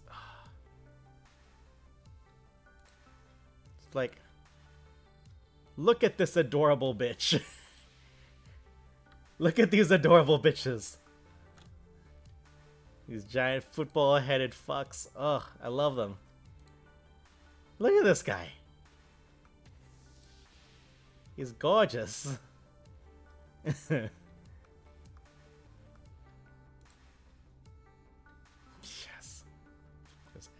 I love everything about Pathfinder goblin design is like S tier.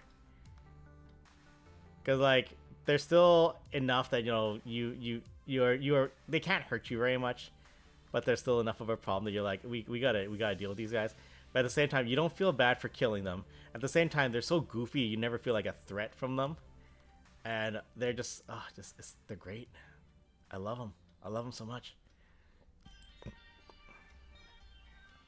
Okay.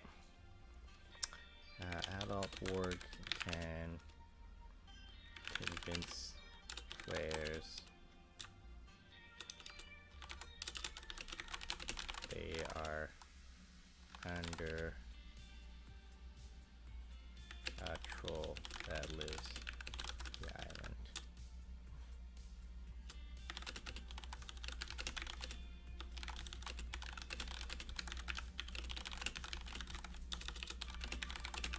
And do what the troll says, because he's strongest. So over here, because if they do that, then they can't talk to the wargs to find out what's going on. So after killing the wargs, players can find large-sized tracks.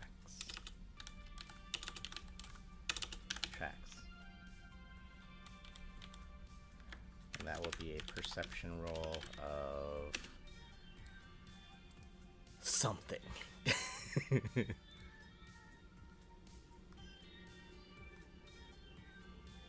Let's see. Probably be a 15 or something.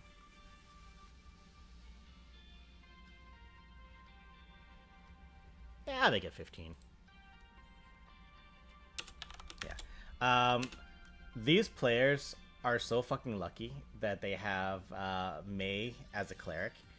Because May's wisdom score and perception score are so damn good. Like, every time she rolls a perception, she's, like, getting into the 20s almost every time. She is the hawk watching over them.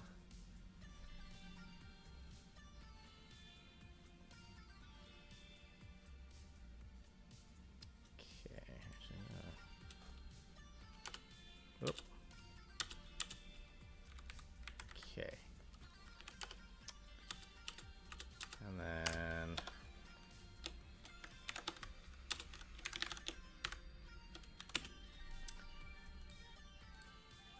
control, what do you count as? You count as a humanoid.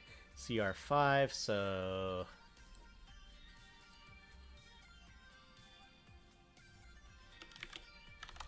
local knowledge 15. That's a troll footprint.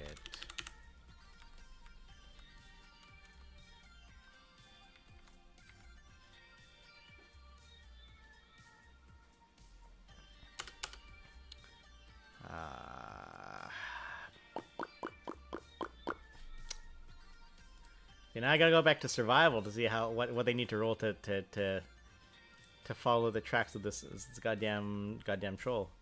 Okay, it's a large sized creature, so it's -1. Probably firm ground 14. We'll make it 15 because it's +1 24 hours since the trail was made. Alright, so again, it's 15.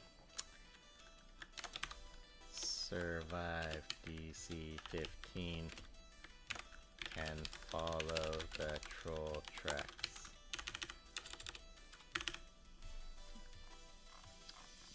Now this is turned into an adventure, you know? This turned into an adventure now.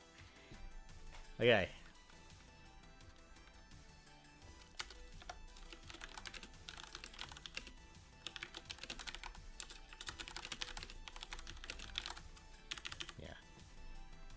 Yeah. So the fun of this encounter, and this is the thought I had, is that on one hand, wargs are evil, so if we need to just destroy them, that's why they would do that. But at the same time, there's young wargs. Like there's youth. There's young like baby child wargs, non-adult wargs. At which point do they go like, even if they're somewhat evil, it's wrong to kill children, you know, even if they're monster wolves. I don't know how they'll look at it, because this is the thing, is 2 sessions back, they actually dealt with a situation where they were coming through. They found a murder scene by a bunch of like revolutionaries, and they observed and realized that the woman that was dead in this tower as they were going through was pregnant. And I remember I was writing that, I was like, would this be a fucked up thing to do in this game? And I was like, you know what, this could be fun. Like, not fun in that it's fun to murder pregnant people, that's fucked up, but just in the sense of like, I can put a stake in here that maybe people weren't thinking would happen. Because there was a whole thing, like, they get into the tower, and the bottom floor of the tower, it was a lighthouse. The bottom floor was like, you know, like a kitchenette, and there was like a workshop, and there was like woodworking. And if you look around hard enough, you can see, oh, there is like a half-built bed. It's like, no, it's not a bed, it's a crib. And next to that is like, someone was building a mobile. So like he was like carving little like wooden like moons and stars and stuff, and some of them like were like snapped because he fucked up. But like it was all half done on the ground. Then you go up a floor and you find the guy, and he's dead. And then you go up further up and you find like a living quarters. So there's like a bed and a wardrobe and stuff like that. And you find that there's there's a woman dead on the bed, and but around it there's also like there's some unfinished wool that's been knitted into like it looks like a blanket or something, and it's like slightly the stitch got the weave got fucked up, but they persisted and kept working on it, so it was like just someone working with more love than they have skill kind of thing, and that's cute. But then so I was gonna throw it in there that if they investigate the woman's body, they'll realize, oh, she's like 3 or 4 months in. Before we could even make that check, one of the guys asked, was she pregnant? And he put it together before I put the track in, so he saw the clues. He saw the clues that I was laying down. He just put a question. I was like, is this what happened? And immediately the dwarf was so pissed off. He was like, you guys are baby killers now. He ran up the stairs and fucking soloed 3 guys by himself, almost died. But yeah, his character was ticked. He was tilted. So that was kind of cool. Alright. Anyways, it's like 10:30 evening time, and I think I think we got some good headway. Like, now that there's actually like a process going, I can come back to this and keep working on it. But yeah, that is the James version of what game mastering looks like.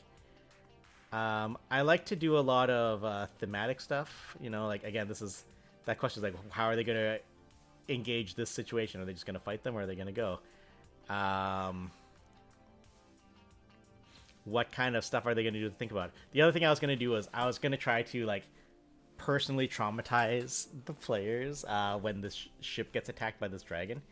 So, just for example, we have a cleric, and the cleric has a very powerful ability to heal people. So it's going to turn into like, maybe it'll be like all these people screaming for her to help them heal people or heal them, and she's going to be torn in so many directions, and obviously she's not going to be able to heal like all 170, 180 people crew on this ship, right? So I might overwhelm her with people screaming for her to heal them, or to please heal so-and-so or so-and-so. We have a halfling magus who is being played as a coward this entire game, which is such a fun thing to do. So when he gets to fighting, he wrecks ass. Like he does so much damage, and he has all the spells, and he's very smart. But he plays his character like a coward. Every time he's like, no, I'm not going in there. It's like, okay, we have to fight. He said, no, please, I just want to go back to the ship. It's fun, it's cute. So I was thinking, like, what if we got in a situation where like there was like maybe like a dude hanging off the side of the ship, just like hanging on for dear life, and halfling dude is right there, and he's screaming at halfling guy to help him, or maybe he'll be brave and he'll be like, you gotta get out of here. But he's gonna be in a position where like, if he tries hard enough, he could probably save this guy from falling off the ship. Like the guy's toast no matter what. Like he's going into the water covered in acid or not. But we can have that moment where he's like, they're just eye contact at each other, and he's like either screaming at him to get out of here or something. But the idea is like, he's aware he could have at least tried to save somebody, but he was too scared to do it, and then he didn't. And I can always bring that back up as like a recurring like nightmare for him or something. That kind of idea.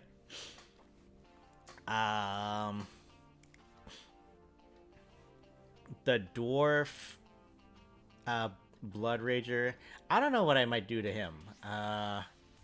He's already got a lot of PTSD as is. Like, it seems like he's got a lot of triggers that set him off, either about loss or family or something like that. He's got a lot of things. So I don't know how much I need to push his button to keep it going. And then Joyce, the Catfolk Bard.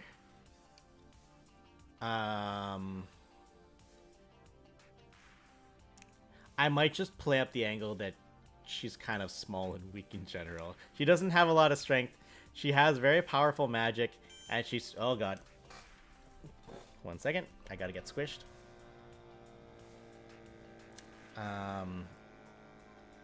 Like, Joyce started using a crossbow, finally, because crossbows are not dependent on your strength to do the damage. Oh, my God.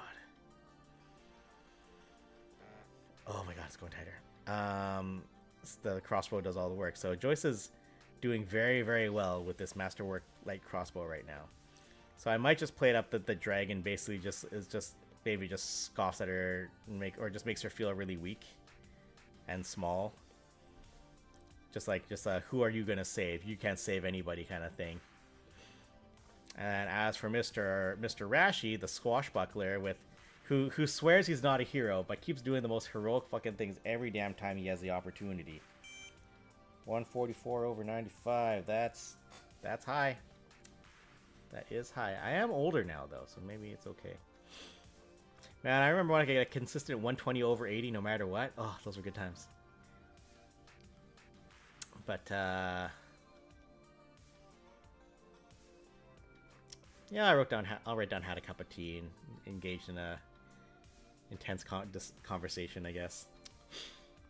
As for Mr. Rashi, I think for him it'll be because the thing is he's playing an archetype called Masked Avenger or Mysterious Avenger or something, so he needs something to avenge. So I was thinking I might send the dragon against his old hometown because that's a nearby island, and maybe he'll like recognize his accent or something, and he'll be like, "Oh, you're from Corvus, aren't you?" It's like, "Oh, well, just for you,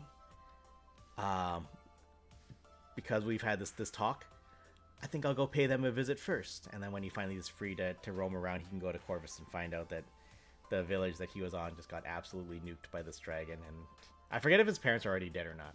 He's got a lot of Batman thing going on. So that's what I was thinking I would do with that fight. And then so during this scenario, they have time to maybe think about that and reflect on it. And that's why I'm going to give them this like the free ability scores.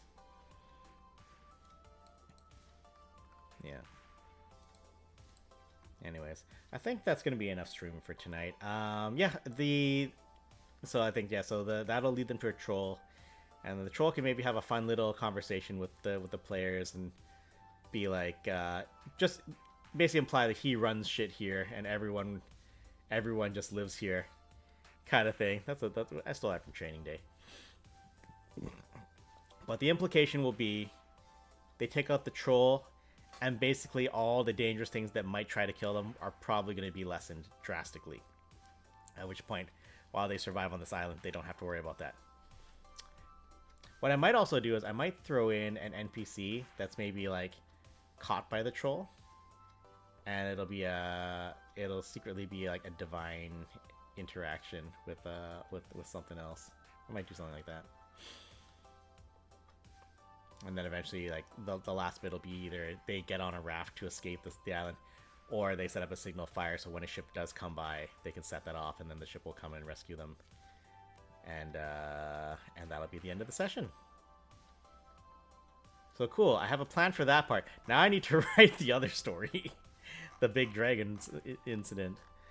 So we'll get there when we get there. But in the meantime, I think that's enough of that. I'm getting sleepy. My eyes are blurring. So, this was a little different than what we've done before. I don't know if you guys had fun with this. I hope you did. If you did, awesome. I can talk about tabletop all day, and this is fun for me. If it's fun for you guys, let me know. I think I realize now after the Game Awards that I do want to play Final Fantasy Tactics on stream, but I also don't want to spend $66 on it right now. So I might wait till after Christmas to see if there's any sales going on. I might pick it up then, or else maybe I'll have some Christmas money and I'll pick it up then, and then I can use that as my new stream game for the year, or for the start of the next year. So we'll see what happens with that. Other than that, yeah, we'll see what happens at the channel. Like we're pretty loosey goosey. Again, we're getting to real busy time because of course, once again, Joyce and I are actually getting married in February.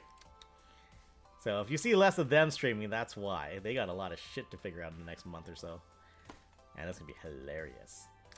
Anyways, thank you, everyone who came by and is come and gone. I appreciate you guys coming in and just shooting the shit with me. It was a lot of fun. It was fun for me. I hope it was fun for you guys. But yeah, as always, if you're wondering who we are the Daring Player Squad. 5 assholes from Vancouver and Victoria who play a lot of video games. 4 of us do a lot of tabletop as well, so you know, if you find us, come on in and chill with us a bit. If you want to talk about that kind of stuff. Rest of the week, we got Colston on Thursday morning.